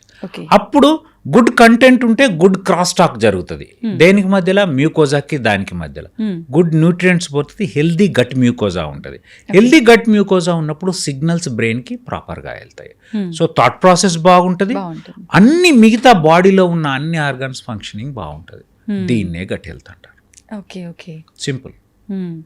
వీటితో పాటు బాడీలో మెటబాలిజం కూడా చాలా ముఖ్య పాత్ర పోషిస్తుంది అంటారు. ఎటువంటి పాత్ర పోషిస్తుంది? మెటబాలిజం అంటే ఏంది, నువ్వు ఇచ్చిన డైట్ని ప్రాసెస్ చేయడం. అది ఒక్కొక్క హ్యూమన్ బీయింగ్కి ఒక్కో రకంగా యూనిక్గా ఉంటుంది. అది first of all genetic makeup, నీ పేరెంట్స్ నుంచి వచ్చిన జెనెటిక్ మేకప్, ఎన్వైరన్మెంట్ వల్ల మారిన నీ జెనెటిక్ మేకప్, దెన్ నువ్విప్పుడున్న పరిస్థితులు అంటే ఏంటి, నువ్వు తినే తిండి, నువ్వు చేసే ఎక్సర్సైజ్, నువ్వు ఉండే మానసిక స్థితి, ఇవి ఖచ్చితంగా నీ అన్ని రకాల దాన్ని మెటబాలిజంగా మారుస్తాయి. ఆ మెటబాలిజం అనేది ఇప్పుడు మీరు బాగా ఆలోచిస్తే, స్ట్రెస్లో ఉన్నప్పుడు ఆకలి కాదు, దాన్ని ఎందుకు ఆకలి కావట్లేదు, ఆ టైంకి యూజువల్గా కాల, బాధల్లో ఉన్నప్పుడు నీకు ఆకలి కాదు, పనిలో ఉన్నప్పుడు ఆకలి కాదు, అంటే నీ మానసిక పరిస్థితి నీ ఆకలి అనేది ఒక మెటబాలిజంలో ఒక పార్టే. అర్థమవుతుందా? సో ఆకలి కావడం, తినడం, తిన్నాక అరిగించుకోవడం, అరిగింది ఎట్లా ప్రాసెస్ కావాలి, ఎంత గుడ్గా ప్రాసెస్ కావాలి, ఎంత బ్యాడ్గా అనేది నీ జెనెటిక్ మేకప్, నీ మానసిక స్థితి, నువ్వు తినే ఆహారం, నువ్వు చేసే పని మీద ఆధారపడు. దాన్ని మెటబాలిజం. అందుకే అది యూనిక్. ఇప్పుడు చాలా మంది అంటే వాళ్ళ మూడ్ని బట్టి, బాగా సాడ్గా ఉన్నప్పుడు, బాగా హ్యాపీగా ఉన్నప్పుడు ఖచ్చితంగా ఏదో ఒక ఫుడ్ హెవీగా తింటాను నేను అని చెప్పి అంటూ ఉంటారు. ఇది అంటే వాళ్ళు అలా ఒక రకంగా మోటివేట్ చేసుకుని వాళ్ళకి వాళ్ళు చేసి, ఇది సైంటిఫికల్లీ ట్రూ. ఎందుకంటే డిప్రెషన్లో ఉన్నప్పుడు ఆకలి కాకపోవడం ఎంత జరుగుతుందో, చాలా ఎక్కువ ఆకలి, దాన్ని డైవర్ట్ చేసుకోవడానికి కార్బోహైడ్రేట్ క్రేవింగ్ జరగడం అనేది సైంటిఫికల్గా రైట్. సో దానివల్ల కూడా ఒబెసిటీ వస్తుంది. సో డిప్రెషన్ ఉన్న పేషెంట్స్లో, అందుకే మేము ఎవరైనా బెరియాట్రిక్ సర్జరీ చేయడానికి వెళ్తున్నప్పుడు వాళ్ళకి సైకలాజికల్ కౌన్సిలింగ్ చేసి వాళ్ళ కన్సెంట్, వాళ్ళ సైకలాజికల్ స్టేటస్ని అసెస్ చేయడం మాకు చాలా ఇంపార్టెంట్. సో డిప్రెషన్లో ఉన్నప్పుడు ఎక్కువ తినాలనిపించడం, దట్టు కార్బోహైడ్రేట్ తినాలనిపించడం, అది ఒబెసిటీ కంట్రిబ్యూట్ చేయడం అనేది ఇట్స్ సైంటిఫికల్లీ ప్రూవెన్. ఇప్పుడు తీసుకున్న ఫుడ్ అనేది డైజెషన్ అవ్వకుండా ఎక్కువసేపు ఉంటుంది లోపల, మనకు గ్యాస్ ప్రాబ్లంగా మారి, అది మనం ఇంకా డిలే చేయడం వల్ల అల్సర్గా మారి, ఈ అల్సర్సే రాను రాను క్యాన్సర్గా కూడా మారే అవకాశం ఉంది అంటుంటారు. ఇది ట్రూనా సార్? అల్సర్ క్యాన్సర్గా మారదు. అల్సర్లు వచ్చేదానికి మళ్ళీ అగైన్ సేమ్ మనం తినే ఆహారమే, మసాలాలు, కారము, sweets, ice cream, chocolate, stored, smoked, ఇట్లాంటి ఫుడ్ తీసుకున్నదా అన్నప్పుడు ఆ మ్యూకోజాలో నీకు పోయి ద మ్యూకోజాను ఖరాబ్ చేస్తుంది. ఇప్పుడు వేడివేడి నీళ్ళు చేతి మీద పోసుకుంటే కాలుతుంది. అవును. సేమ్ నువ్వు చెడ్డది లోపల మ్యూకోజాకి వేస్తే కాలుతుంది. దాన్నే గ్యాస్ట్రైటిస్ అంటాం. అదే పెద్దగా అయితే పుండులాగా మారితే అల్సర్ అంటాం. ఓకే. సో దాంతో పాటు యాసిడ్ ప్రొడక్షన్ మార్చడానికి, అంటే మన స్ట్రెస్లో ఉన్నాం అనుకుంటే, టైప్ ఏ పర్సనాలిటీ, ఎక్కువ ఆలోచిస్తున్నాం, ఎక్కువ బాధపడుతున్నాం, ఎప్పుడున్నా అట్లాంటి రోజుల్లో యాసిడ్ ప్రొడక్షన్ ఎక్కువ ఉంటుంది. అండ్ థర్డ్ పాయింట్ ఏంది స్లీప్లెస్నెస్. ఫోర్త్ పాయింట్ ఏంది హెచ్ పైలోరీ అని ఒక బ్యాక్టీరియా ఉంటుంది, దాని ఇన్ఫెక్షన్. అది కూడా contaminated food, out side water వల్లనే వచ్చేది. ఓవరాల్గా నువ్వు తినే ఆహారం, నువ్వు ఉండే మానసిక స్థితే నీకు నీ గ్యాస్ట్రైటిస్ కానీ అల్సర్గా మారదు. అల్సర్ కానీ కారణం. కాకపోతే అల్సర్ క్యాన్సర్గా మారదు. క్యాన్సర్ అల్సర్ రూపంలో ఉండొచ్చు.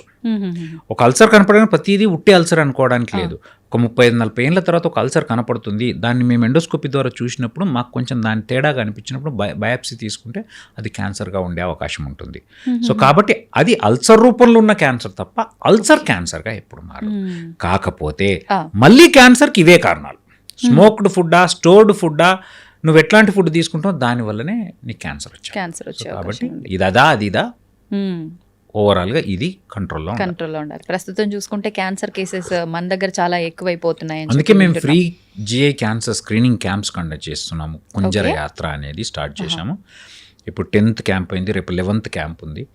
సో ఊర్లలోకి పోయి, ఎక్కడ సార్, ఎక్కడైనా ఆల్ ఓవర్ ద స్టేట్ ఒక పెద్ద క్యారవాన్ తీసుకొని పోయి అందులో ఫ్రీగా endoscopy, ultrasound, liver function test, lipid profile, CBP అంటే complete blood picture, hepatitis BC screening, ప్రోక్టోస్కోపీ, ECG, 2D ఇలా 16 రకాల టెస్ట్లను ఒక 40 మంది టీం వెళ్తాం. వెళ్ళి పోయి ఒక రోజుకి 300, ఒకే రోజు పొద్దున స్టార్ట్ చేసి నైట్ వరకు 300 మందిని చూసి, అదంతా ఎలక్ట్రానిక్ హెల్త్ రికార్డ్ అంతా కంప్యూటర్లో ఎంటర్ చేసుకొని టెస్టులు చేసి, ఆ టెస్ట్ రిజల్ట్స్ ఇచ్చి, మళ్ళీ వాళ్ళకి మన అడ్వైజులు కావాల్స్తే అందులో 300 మందిలో అట్లీస్ట్ 150-200 మందికి మళ్ళీ చూసి, మిగతా వాళ్ళకి తెల్లారి అందరికీ వాట్సాప్ ద్వారా కానీ మెయిల్ ద్వారా కానీ వాళ్ళ రిపోర్ట్స్, వాళ్ళ మొత్తం హెల్త్ రికార్డ్ పంపించేస్తాం. This is everything for free. I have started team Vimlakar foundation. అంటే నా టీం ఎవరైతే ఉన్నారో వాళ్ళతో పాటు టీమ్ విమ్లాకర్ ఫౌండేషన్ అనేది స్టార్ట్ చేసి, దాంట్లో ఫస్ట్ వర్టికల్ లాగా కుంజర యాత్ర అనేది చేస్తున్నాం. దీన్ని ఓకే, ఈ నేమ్ ఎందుకని సార్ కుంజర ఎందుకు పెట్టానంటే, కుంజర అంటే ఏనుగు అనేది సైన్ ఆఫ్ హెల్త్ అండి. అంటే ఒక వెహికల్ తీసుకొని వెళ్తున్నాము, అది పెద్ద వెహికల్, ఏనుగు లాంటిది, అది సైన్ ఆఫ్ హెల్త్, అది ఆస్పీషియస్నెస్కి అంటే వినాయకుడికి ఒక సైన్ అనే ఉద్దేశంతో. అండ్ కొంచెం ఖచ్చితంగా దేనికైనా కొంచెం క్యాచీగా ఉంటే తప్ప ఇప్పుడున్న జనాలకి ఏది ఎక్కదు. కాబట్టి ఆ కుంజర యాత్ర అనేది దానికి యాప్ట్ అనిపించి నేను ఆలోచించి ఒకరోజు ఎందుకో కారులో వెళ్తుంటే అనిపించింది, పెట్టాను. సో దాన్ని స్పెల్లింగ్స్ అవన్నీ కొంచెం మంది తెలుగు నా ఫ్రెండ్స్ ఉంటే వాళ్ళతో అడిగితే కుంజర అనేది కరెక్ట్ అని చెప్తే కుంజర యాత్ర అనేది స్టార్ట్ చేసి, సో చాలా బాగా అవుతుంది. ఇప్పటి వరకు 2500 మందిని స్క్రీన్ చేయడం జరిగింది. ఫ్రీ క్యాన్సర్ స్క్రీనింగ్ ఊర్లలో, ఆదిలాబాద్ డిస్టిక్లో ఎక్కడో మారుమూల ప్రాంతాలకు కూడా పోయి చేస్తున్నాం. మేము ఎక్కడ ఎవరి దగ్గర రూపాయి తీసుకుని, కాకపోతే అక్కడికి పోయినప్పుడు వాళ్ళు షామియానాలు వేయడము, వాళ్ళ వాలంటీర్స్ ఉండడము, మాకు భోజనం పెట్టడం వాళ్ళ పని. వాళ్ళే చూపించాలి. యూజువల్గా స్కూల్స్ కానీ, ఫంక్షన్ హాల్స్ కానీ, ఇప్పుడు రేపు పోతున్నది గ్రామ పంచాయతీలో చేస్తున్నాం. ఒక చిన్న పల్లెటూరు, ఎక్కడ వరంగల్ దగ్గర, పరకాల దగ్గర ఒక చిన్న వెల్లంపల్లి అనే ఒక పల్లెటూరులో చేస్తున్నాం. ఎలా చూస్ చేసుకుంటారు సార్? అంటే ఇప్పుడు ఏం లేదండి, ఇట్స్ ప్రాపగేషన్. అందుకే మేము దీనికి ఒక ఛానల్ అంటే వీడియోస్ తయారు చేసి పెడుతున్నాం. ఎందుకంటే మేము పోయి అడిగితే వాళ్ళకి ఆ సీరియస్నెస్ ఉండదు. ఈ వీడియోలు ప్రాపగేట్ అవుతున్నాయి, అయిపోయినప్పుడు వాళ్ళు చూసారే ఇది మా ఊర్లో పెట్టించుకోవాలన్నప్పుడు మేము there should not be any political involvement. First point, politics involve కాకూడదు. సెకండ్ పాయింట్, మిగతా ఏ హాస్పిటల్ కూడా ఇన్వాల్వ్ కాకూడదు. ఇది కాకుండా, ఎందుకంటే మళ్ళీ ప్రాపగండా లాగా అవుతుంది, మళ్ళీ ఏదో బిజినెస్ కోసం మార్కెటింగ్ లాగా అవుతుంది. ఎందుకు ఇది ప్యూర్గా సోషల్ సర్వీస్ కోసం నా ఇష్టంగా ఎప్పటి నుంచో ఉన్న కోరికను, ఇప్పుడు కొంచెం ఫౌండేషన్కి డబ్బులు ఇచ్చే పరిస్థితిలో ఉన్నాను కాబట్టి నా సొంతగా జేబుల నుంచి పెట్టి, కొంతమంది దాతలు ఇప్పటివరకు కొంతమంది ఇవ్వడం జరిగింది. గురువారెడ్డి గారు 3 లక్షలు, అట్లా నా ఫ్రెండ్స్ అంతా చాలామంది, నా ఫ్రెండ్స్ అంతా, నా క్లోజ్ ఫ్రెండ్స్, MBBS ఫ్రెండ్స్ కలిసి ఆల్మోస్ట్ 6-7 lakhs ఇచ్చారు. సో ఇట్లా ఇప్పటి వరకు మేము ఒక 25 to 30 lakhs ఖర్చు పెట్టాము. But 1.5 crore worth of test చేసినాము. ఎందుకు అంటే తక్కువ ఇన్వెస్ట్మెంట్, జనాలు అభిమానంతో వచ్చి చేసే జనాలు, అండ్ మనము అన్ని కాస్టే కదండి. ఇప్పుడు ఒక టెస్ట్ చేయాలంటే దాని రియేజెంట్స్ కాస్ట్, మెషినరీ కాస్ట్. ఏదైనా ఇబ్బంది వచ్చిందంటే ఫస్ట్ హాస్పిటల్కి వెళ్ళాలి అంటే టెస్టులు రాస్తారు, అన్ని డబ్బులు ఎక్కడ పెట్టుకుంటాము, ఇంతతో పోయేదాన్ని అంత టెస్టులు లిస్ట్ ఇస్తారు, ఈ భయాలు ఎక్కువ ఉండి 25 to 30,000 వర్త్ ఆఫ్ టెస్ట్ ఫ్రీగా చేస్తున్నాం. సూపర్. అండ్ ఇందులో 7 టెస్టులు కంపల్సరీ ప్రతి మనిషికి చేస్తామండి. CBP, serum creatinine, RBS, hepatitis BC test ఇది కంపల్సరీ. ప్రతి మనిషికి వచ్చిన 300 మందిలో 300 మందికి చేస్తాం. దాంతోపాటు వాళ్ళ పరిస్థితిని బట్టి ఎండోస్కోప్ అవసరమైతే ఒక్కో క్యాంపులో దేర్ ఆర్ డేస్ 120 ఎండోస్కోపీస్ కూడా చేసినాం ఒకటే రోజులో. క్వాలిఫైడ్ ఎండోస్కోపిస్ట్ ను తీసుకొని వెళ్తున్నాం, అంటే మా మెడికల్ గ్యాస్ట్రో టీంలో. అండ్ క్వాలిఫైడ్ రేడియాలజిస్ట్ ఉండి అల్ట్రాసౌండ్ చేస్తున్నాం. అంతా ప్రాపర్ సెటప్, అంటే ఒక హాస్పిటల్నే తీసుకెళ్తున్నాం. ఇప్పుడు ఇలాంటి హెల్త్ క్యాంప్స్ అనగానే టెస్ట్లు చాలా వరకు చేయరు, చేస్తారు, మందులు రాస్తారు, క్వాలిటీ ఉండదు అంటారు. అలాంటిది ఏమి ఉండదు అసలు దీంట్లో. మా దగ్గర వాడుతున్న machinery high end automated machines.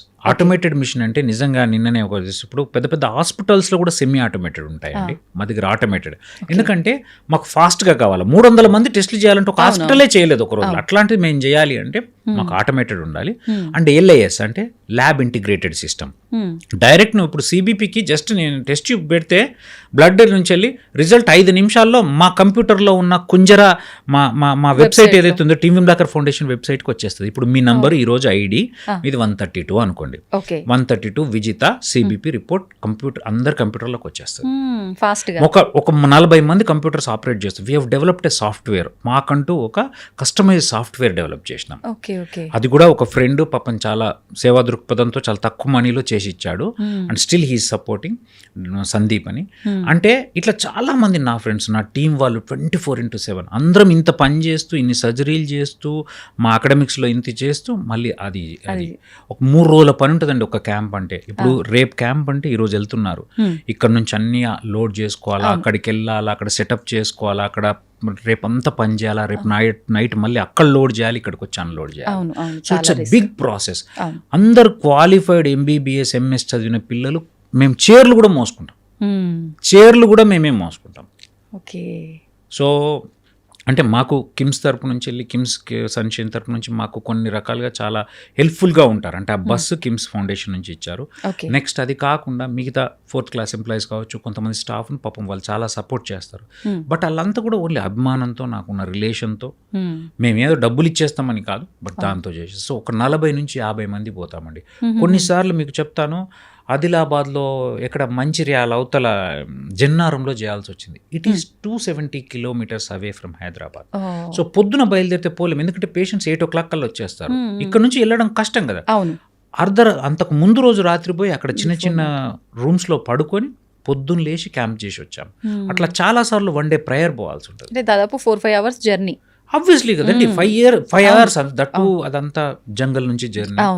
It was beautiful journey. But చెప్తున్నాను, సో మాకు ఇది చాలా హ్యాపీనెస్ని ఇస్తుంది. ఎందుకంటే ఇది నా గొప్పతనం కాదండి, టు బి ఫ్రాంక్. ఇదంతా నా చుట్టూండే నా టీము, నా ఫ్యామిలీ. ఈవెన్ మా ఇంట్లో ఉన్న అందరు, నాకు 6 పిల్లలు, అంటే మా అన్న పిల్లలు, నా పిల్లలందరూ, వాళ్ళు చిన్న ఆమె 6th క్లాస్ ఆమె కూడా వచ్చి ఎంట్రీస్ చేస్తుంటారు. పెద్ద పాప CA నుంచి అందరూ. అంటే సో అందరూ నా ఫ్యామిలీ, నా క్లోజ్ ఫ్రెండ్స్, ఎందరో మంది ఫ్రెండ్స్, రాలేని వాళ్ళు 10 డబ్బులు ఇచ్చి, నెక్స్ట్ నా టీం పిల్లలు 24/7 అండ్ నా హాస్పిటల్ వీళ్ళ సహకారంతో చాలా బాగా అవుతుంది. అందుకే ఈ క్యాన్సర్ స్క్రీనింగ్ను పెంచుతున్నాం.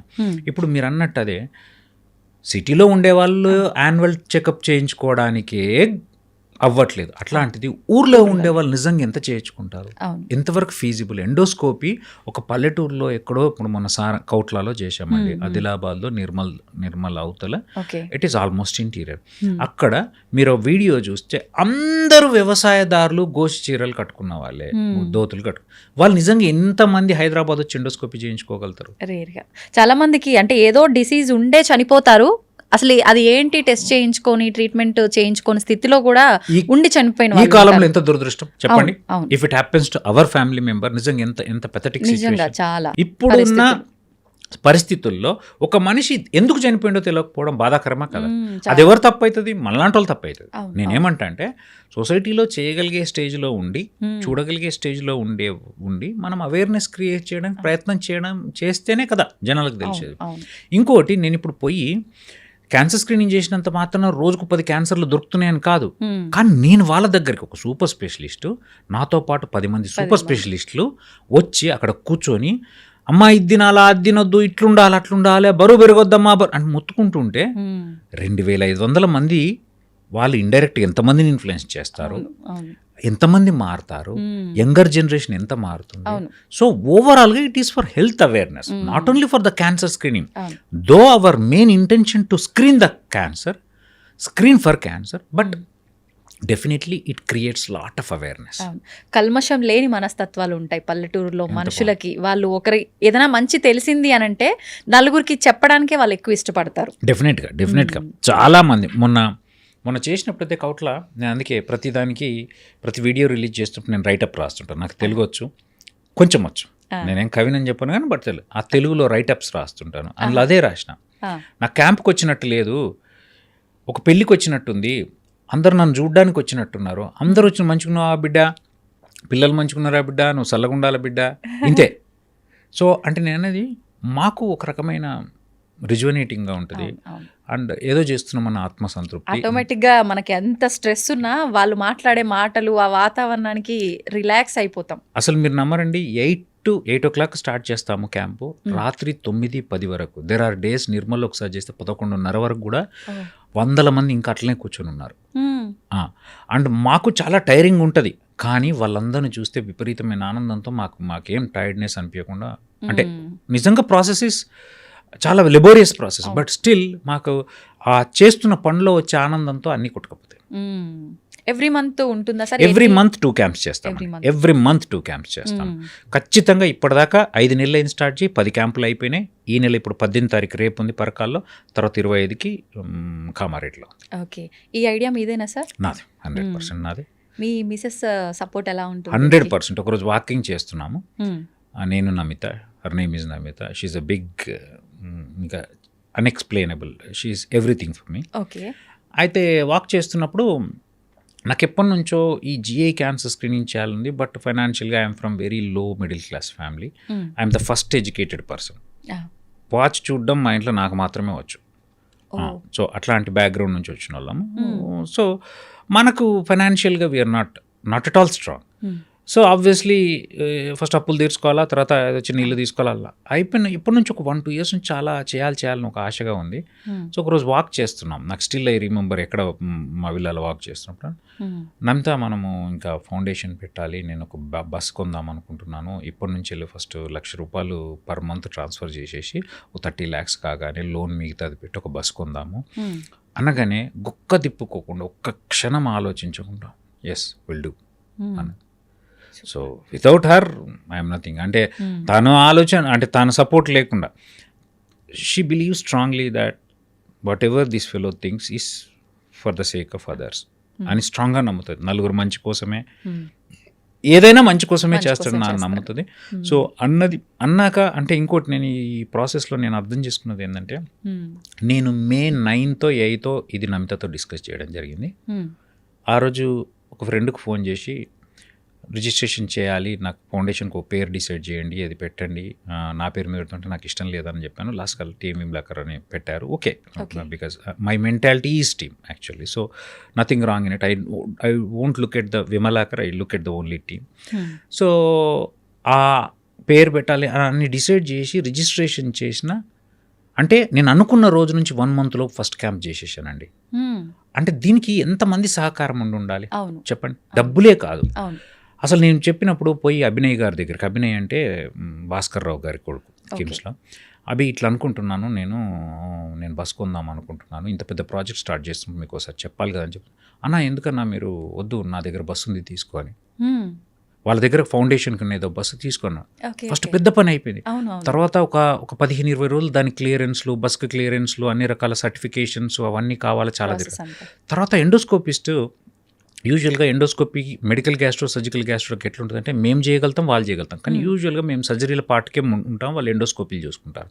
సో మేము చేస్తే అది లాంగివిటీ ఉండదేమో, మళ్ళీ ఎవరైనా హర్ట్ అవుతారేమో బాధతో, నా క్లోజ్ ఫ్రెండ్, నా టీమ్మేటే డాక్టర్ రోహన్ రెడ్డి అని ఉంటారు, పోయి కూర్చోబెట్టి రోహన్కి ఇట్లా అనుకుంటున్నాను, అన్న ఐఎమ్ దేర్ విత్ యూ, నేను సపోర్ట్ చేస్తాను. అంటే ఎంత గొప్ప మనస్తత్వం ఉండాలండి ఇట్లా.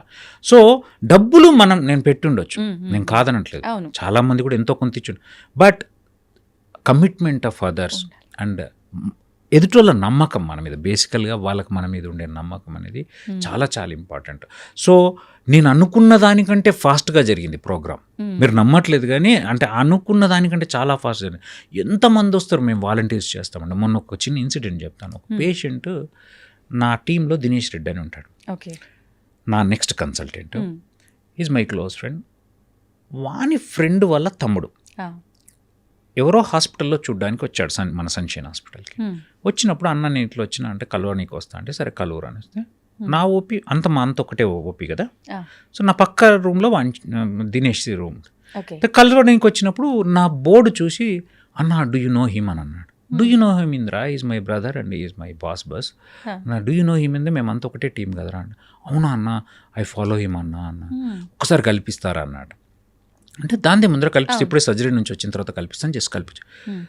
ఈ స్టేస్ ఇన్ యూకే, యాక్చువల్గా యూకేలో ఉంటాడు. నాకు ఇప్పటికీ ఆయన పేరు కూడా ఏదో చెప్పాడు బట్ మర్చిపోయాను. I will be in touch with him. But అంటే వచ్చి ఒకసారి కలిపి అన్న అంటే వచ్చి నా దగ్గరకు వచ్చి పాపం ఎంతో ఆప్యాయంగా ఎంతో సార్ నేను మిమ్మల్ని ఫాలో అవుతా, మీరు గ్రేట్, అది ఏదో చెప్పాల్సిన అన్నీ చెప్పిండు. చెప్పి sir I want to contribute for your Kunjara Yatra, how should I do అంటే మీ ఇప్పటిదాకా ఓపెన్ చేయలేమండి, తెలిసిన ఫ్రెండ్స్ చేయడం తప్ప ఓపెన్గా మీరు డొనేషన్స్ ఇవ్వమని వేయాలని. బట్ చెప్తాడు దినేష్ అని చెప్తే within no time he has transfer 25,000 and he has message నేను మంత్లీ ఇంత వేస్తాను, నేను అందరికీ ప్రాపగేట్ చేస్తాను. అంటే నేను అనేది ఏంటంటే ఈ ప్రపంచంలో చాలా మంచి ఉంది, చాలా మంచి ఉంది. అందుకే మనం ఇంత ఆనందంగా ఉన్నాం, ఇంత హ్యాపీగా ఉన్నాం. సో మనకి ఎక్కడో అక్కడ చెడు లేదని నేను అంటలే, నేనేం సద్గురుని అంటలేదు, చెడంతా ఉంది ఉండవచ్చు. కానీ నిజంగా మనం చూసే దాంట్లో మనం పోయే మార్గంలో చాలా మంచి ఉంది కాబట్టి, లేకపోతే ఎక్కడో బర్రెలు ఎడ్లు కాసుకునేవని గిడదాకి ఇట్లా. ఇట్స్ బికాజ్ ఆఫ్ మీరు ఇదంతా మంచి చేయాలని ఉంది సార్, అందుకే మీరంతా. I don't think my self I'm a great, అట్లా ఏం అనుకోను. But I feel I'm special, definitely I'm special, I should do special things అని అనుకుంటాను. I never consider my self as great అనే దానికి అర్థం లేదండి. But you should be special to do something. నిజంగా చాలా మంచి పని సార్ మీకు ఆలోచన రావటము. అంటే మీరు ఇందాక ఒక మాట అన్నారు, మనం కరెక్ట్గా ఉండాలి అంటే ఒక 3 థింగ్స్ మనం ఖచ్చితంగా ఫాలో అవ్వాలి. దాంట్లో లాస్ట్ది గుడ్ రిలేషన్స్ బిల్డ్ చేసుకోవాలి అని. మీరు అలాంటి రిలేషన్ బిల్డ్ చేసుకున్నారు కాబట్టి నాకున్న ఆస్తి అది. ఇంతమంది మీరు పెద్ద రిస్క్ చేయకుండా మీకు ఒక థాట్ రాగానే అందరూ వాళ్ళు మీకు సహాయం చేయడం, ఇదంతా కూడా అలా కలిసి వచ్చింది. కొంతమంది నేను చెప్తానండి, నా ఫ్రెండ్స్ కావచ్చు, నా టీం వాళ్ళు కావచ్చు, హాస్పిటల్ వాళ్ళు కావచ్చు, నా ఫ్యామిలీ వాళ్ళు కావచ్చు, ఒకరోజు ఏదైనా క్యాంప్కి రాకపోతే ఎంతో బాధపడతారు. అయ్యో ఈ క్యాంప్కి నేను రాలేదు, లెక్కలు వేసుకుంటారు. లాస్ట్ 10 క్యాంప్స్లో నేను ఈ క్యాంప్కే రాలేదు, ఒక్క క్యాంప్కే రాలేదు అని.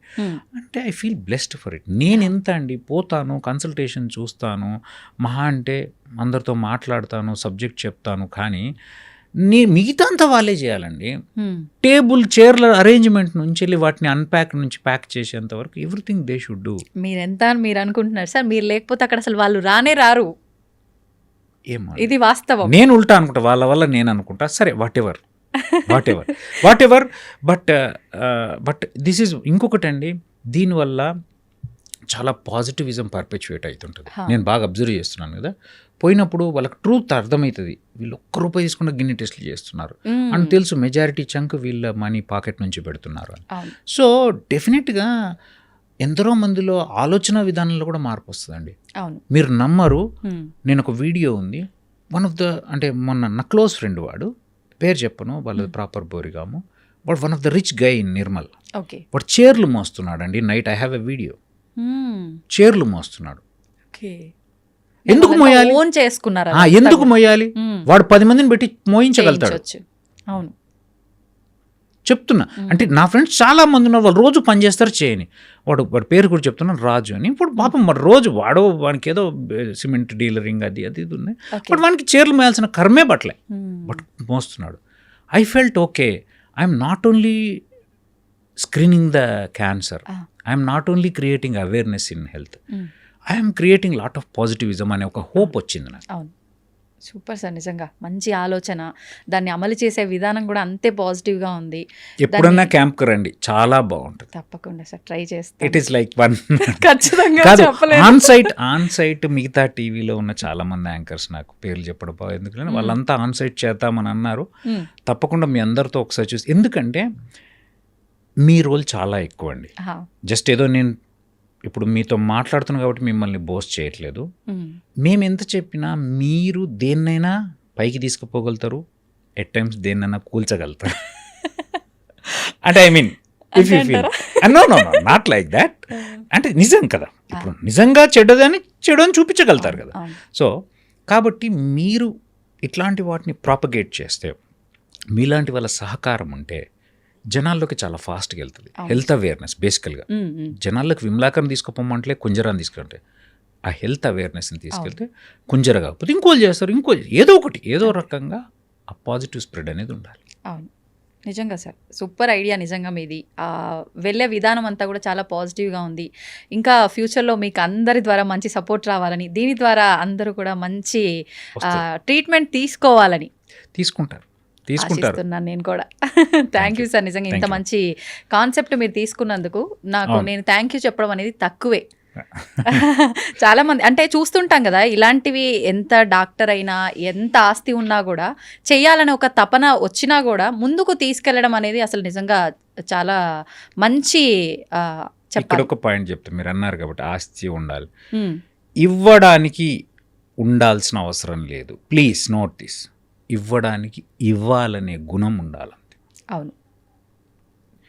కోట్లున్నా వాడికి ఒక కోటి తక్కువ అనిపిస్తుంది, ఇయ్యడు. ఉమ్, లేదా 30 ఏళ్ళప్పుడు అనుకుంటాడు 50 ఏళ్ళకి ఇస్తాడు. ఎప్పటికప్పుడు 10 ఉంటే 2 పెట్టే గుణం ఉన్నాడు, ఎప్పుడు పెడతాడు. ఉమ్, నేనని కాదండి, ఎవరైనా చాలా మందిని చూడు.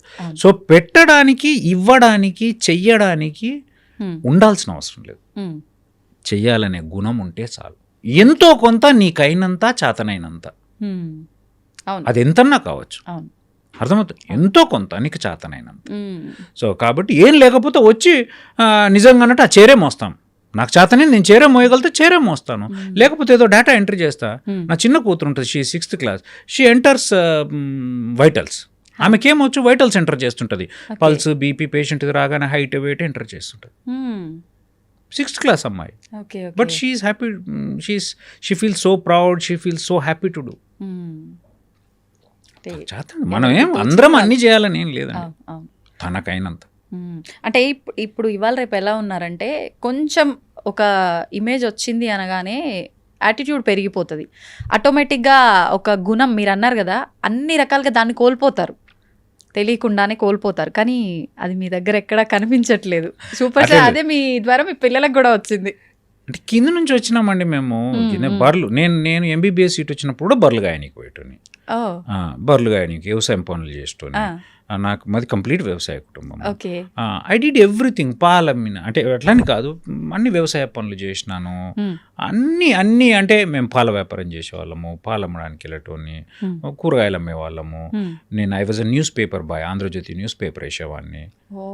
సో మాకు ఇంకా పెద్దగా అన్ని చూసారు అంటే అట్లా అన్ని చూసినా నేను. బట్ ఏమో అంటే కొమ్ములు వచ్చేయడానికి ఏం లేదని నేను నమ్ముతా. ఇప్పుడు సరే నేను పెద్ద సర్జరీలు చేయొచ్చు, నేషనల్ లెవెల్లో అంటే మంచిగా ఒక సర్జన్గా గుర్తింపు ఉండొచ్చు ఎంతోమందికి. బట్ అందులో పెద్ద నీలిగేదానికి ఏం లేదండి. ఇప్పుడు మీ ఫీల్డ్లో నాకేం తెలియదు, నా ఫీల్డ్లో మీకు తెలియదు. I'm illiterate in your field, that's it. ఇప్పుడు తరుణ్ ఉన్నాడు, కెమెరా తీస్తున్నాడు. నాకు పోతే కెమెరా ఏంటంటే నాకు ఏమో తెలియదు. I'm illiterate in his field. అర్థమవుతుందా? అట్లనే ఒక గ్యాస్ట్రైటిస్ అంటే ఆ పిల్లోడికి తెలిసి ఉండకపోవచ్చు, అంతే తప్ప నాకన్నీ తెలుసు అని నీలిగేదానికి ఏం లేదండి. నీలిగేదానికైతే జీవితంలో ఎవ్వరికీ ఏం లేదు, ఎవ్వరికి, నాకే అని కాదు, ఎంత గొప్ప వాళ్ళకైనా. చాలామంది నేను కొన్నిసార్లు అబ్జర్వ్ చేస్తే బాధేస్తే, సోకాళ్ళు పెద్ద మనుషులు టీవీలలో మాట్లాడేవాళ్ళు, వాళ్ళతో 1 to 1 మాట్లాడుతున్నప్పుడు ఎంత అంటే ఎదుటోని మాట్లాడనీయకుండా అన్నీ నాకు తెలిసిన తత్వంతో మాట్లాడుతుంటారు. ఐ మీన్ వాళ్ళు మళ్ళీ టీవీలో ముందుకు రాగానే అన్నీ చెప్తారు. అండ్ నాకు అది ఎందుకంటే నేను చాలామంది పెద్దవాళ్ళతో ఇంటరాక్ట్ అవుతుంటా, నాకు అనిపిస్తుంటుంది అంటే అన్నీ తెలుసు అనే భావం ఏంది బాస్ అన్న. నాకు అస్సలు నచ్చదండి అది. అన్నీ ఎందుకు తెలుస్తాయి, ఎట్లా తెలుస్తాయి, ఎట్లా తెలుస్తాయి? నేను కంప్యూటరా? అన్నీ ఎట్లా తెలుస్తాయండి? ఎందుకు ఇప్పుడు ఒకటి చెప్తున్నప్పుడు వినడం, మేబీ నాకు తెలియకపోవచ్చు, విన్నాక నీకు తెలిసిన నీ ఎక్స్పీరియన్స్ డెఫినెట్గా మ్యాటర్ అవుతుంది, నేను కాదన్ను, నీ ఎక్స్పీరియన్స్ కాదని ఎవడు అన్ను. బట్ ఇక మొదలు అన్నీ నాకు తెలిసినట్టు నేనేం చేయలేదు. వాడు అక్కడే ఆగిపోతాడు. ఇంకా చాలామంది అండి, చాలామంది అది ఉండొద్దండి, అది ఉండొద్దు. ఇప్పుడు నువ్వు చూసిన ఆ చిన్న పిల్లోడికి కూడా చిన్నప్పటి నుంచి కొన్ని నేర్పాలండి. అంటే ఆ అనకువ, ఆ హంబుల్నెస్ అనేది ఐఎమ్ నథింగ్ అంటే నథింగ్ అని లోగా ఫీల్ కమ్మను. కాన్ఫిడెన్స్ ఉండడము, సెల్ఫ్ కాన్ఫిడెన్స్ ఉండడము చాలా అవసరం మనిషికి. కానీ అది ఓవర్ కాన్ఫిడెన్స్ కాకూడదు. ఆ బ్యాలెన్స్ తప్పిన రోజు నథింగ్ నాకే అని. అందుకే ఆ పిల్లో నా చిన్న కరెక్షన్ చెవిలో ఎందుకు చెప్పాను అని అంటే, ఈరోజు ఎప్పటికైనా గుర్తుంటుంది, అవునా నాతో ఒకళ్ళు ఫోటో తీసుకున్నాక నేను థ్యాంక్ యూ చెప్పాలి. Because God has given that stature at this age. Okay, be humble, కృతజ్ఞతతో ఉండాలి. Be humble. భగవంతుడికైనా అంత సొసైటీకైనా భగవంతుడు అంటే ఏం లేదని నేచర్, అర్థమవుతుందా? సో దానికి కృతజ్ఞత ఉండడం నేర్చుకోవాలి. నేను నాతో ఎవరో ఫోటో, నాతో కూడా తీసుకున్నాను, అందరితో ఫోటోలు తీసుకున్నా కానీ నేను పెద్ద తోపును తురుంకాను అట్లే ఉండదండి. It is their character. నిన్ను గుర్తించడం అది వాళ్ళ గొప్పతనం. పెద్ద నువ్వేదో తోపై పీకేసినాం అని కాదు. చాలా మంది జిఏ సర్జన్స్ ఉన్నారు, చాలా మంది పెద్ద డాక్టర్లు ఉన్నారు, చాలా మంది ఉన్నారు. నీతోనే ఎందుకు ఫోటో తీసుకోవాలనిపించాలి? అంతే కదా, అనిపించిందంటే అది వాళ్ళ గొప్పతనం. So just identify, just show your gratitude.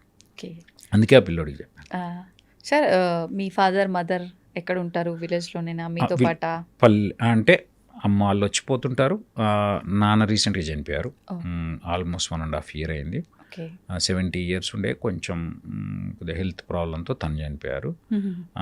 అమ్మ నిన్న మొన్నటిదాకా నా దగ్గరనే ఉంది, పోయి వస్తుంటుంది. పల్లెటూరు కదా, ఈ పల్లెటూరులో ఉండే వాళ్ళకి ఇక్కడ ఎక్కువ రోజులు ఉండడం కష్టం. ఎందుకంటే ఈ వాతావరణంలో వాళ్ళు అడ్జస్ట్ కాలేరు. వాళ్ళకి ఎవరో ఒకరు మాట్లాడుతూ ఉండాలా, పలకరిస్తూ ఉండాలా. That is not possible. So అది నాకు ఇంకిద్దరు అన్నలు. పెద్దన్న కూడా ఆల్కహాలిజంతో చనిపోయాడు. సో తను ఆల్కహాలిక్ అడిక్ట్ ఉండి, నేను డి అడిక్షన్ సెంటర్లో చాలాసార్లు వేసి కుడ్ నాట్ రికవర్. సో లాస్ట్కి ఇంకా ట్రాన్స్ప్లాంట్ అనేది మా చేతిలో ఉన్నా నేను చేసే స్టేజ్లో కూడా లేని పరిస్థితిలో తను ఒక 2.5 years అయింది తను పెద్దన్న. రెండో అన్న ఉన్నాడు, తనకు ఏం చదువుకోలేదు, తను వ్యవసాయమే చేస్తాడు. తను కూడా ఆల్కహాలిక్ అడిక్ట్ ఉండే. సో తను 1 year డి అడిక్షన్ సెంటర్లో వేసి ఇప్పుడు మంచి చేసుకున్నాను, ఇప్పుడు బాగున్నాడు, ఇప్పుడు అసలు తాగట్లేదు. సో పెద్దన్నకి 2 పిల్లలు, పాప బాబు. చిన్నన్నకు పాప బాబు, నాకు 2 పాపలు. సో పిల్లలు చాలా చాలా చాలా చాలా మంచి పిల్లలు. సో అందరూ ఇప్పుడిప్పుడే కొంచెం సెటిల్ అవుతున్నప్పుడు, చిన్న కుటుంబం, కంప్లీట్ వ్యవసాయ కుటుంబం. మాకు బేసిక్గా నేను ఇంకోటి చాలామంది అడుగుతుంటాను, నన్ను మాకు డబ్బులు ఉంటే చదువుకున్నాను. నో అండి, నా దృష్టిలో డబ్బులు ఉండడం లేకపోవడం కంటే కూడా గైడెన్స్ లేకపోవడం దురదృష్టంగా భావిస్తా. ఒక మనిషికి గైడెన్స్ లేకపోవడం అంటే, నువ్వు ఏం ఒక్క రూపాయి లేకపోయినా కానీ, నా ఫ్రెండ్స్ కొంతమంది ఉంటారు, వాళ్ళు పాపం వాళ్ళు పేదోళ్ళే, కానీ వాళ్ళ ఇంట్లో నా కొడుకుని చదివిపియాలా, నా బిడ్డను చదివిపియాలనే అనే ఆశ ఉండి దారి. మా వాళ్ళకి అది కూడా తెలిసిన స్టేజ్ కాదు పాపం. బ్యాడ్ ల్యాక్. మా నాన్న నమ్మేవాడు తెలుసా, మా పెద్దన్న 9th class ఆపాడు, మా రెండో నన్ను అసలు చదివిపియలే.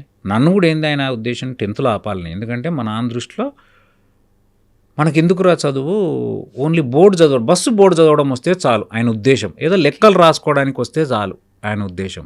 ఎందుకంటే మేము రెడ్డిలు, ఓసీ కాబట్టి మనకు జాబులు రావు అనే ఒక థాట్ ప్రాసెస్లో ఉన్నది.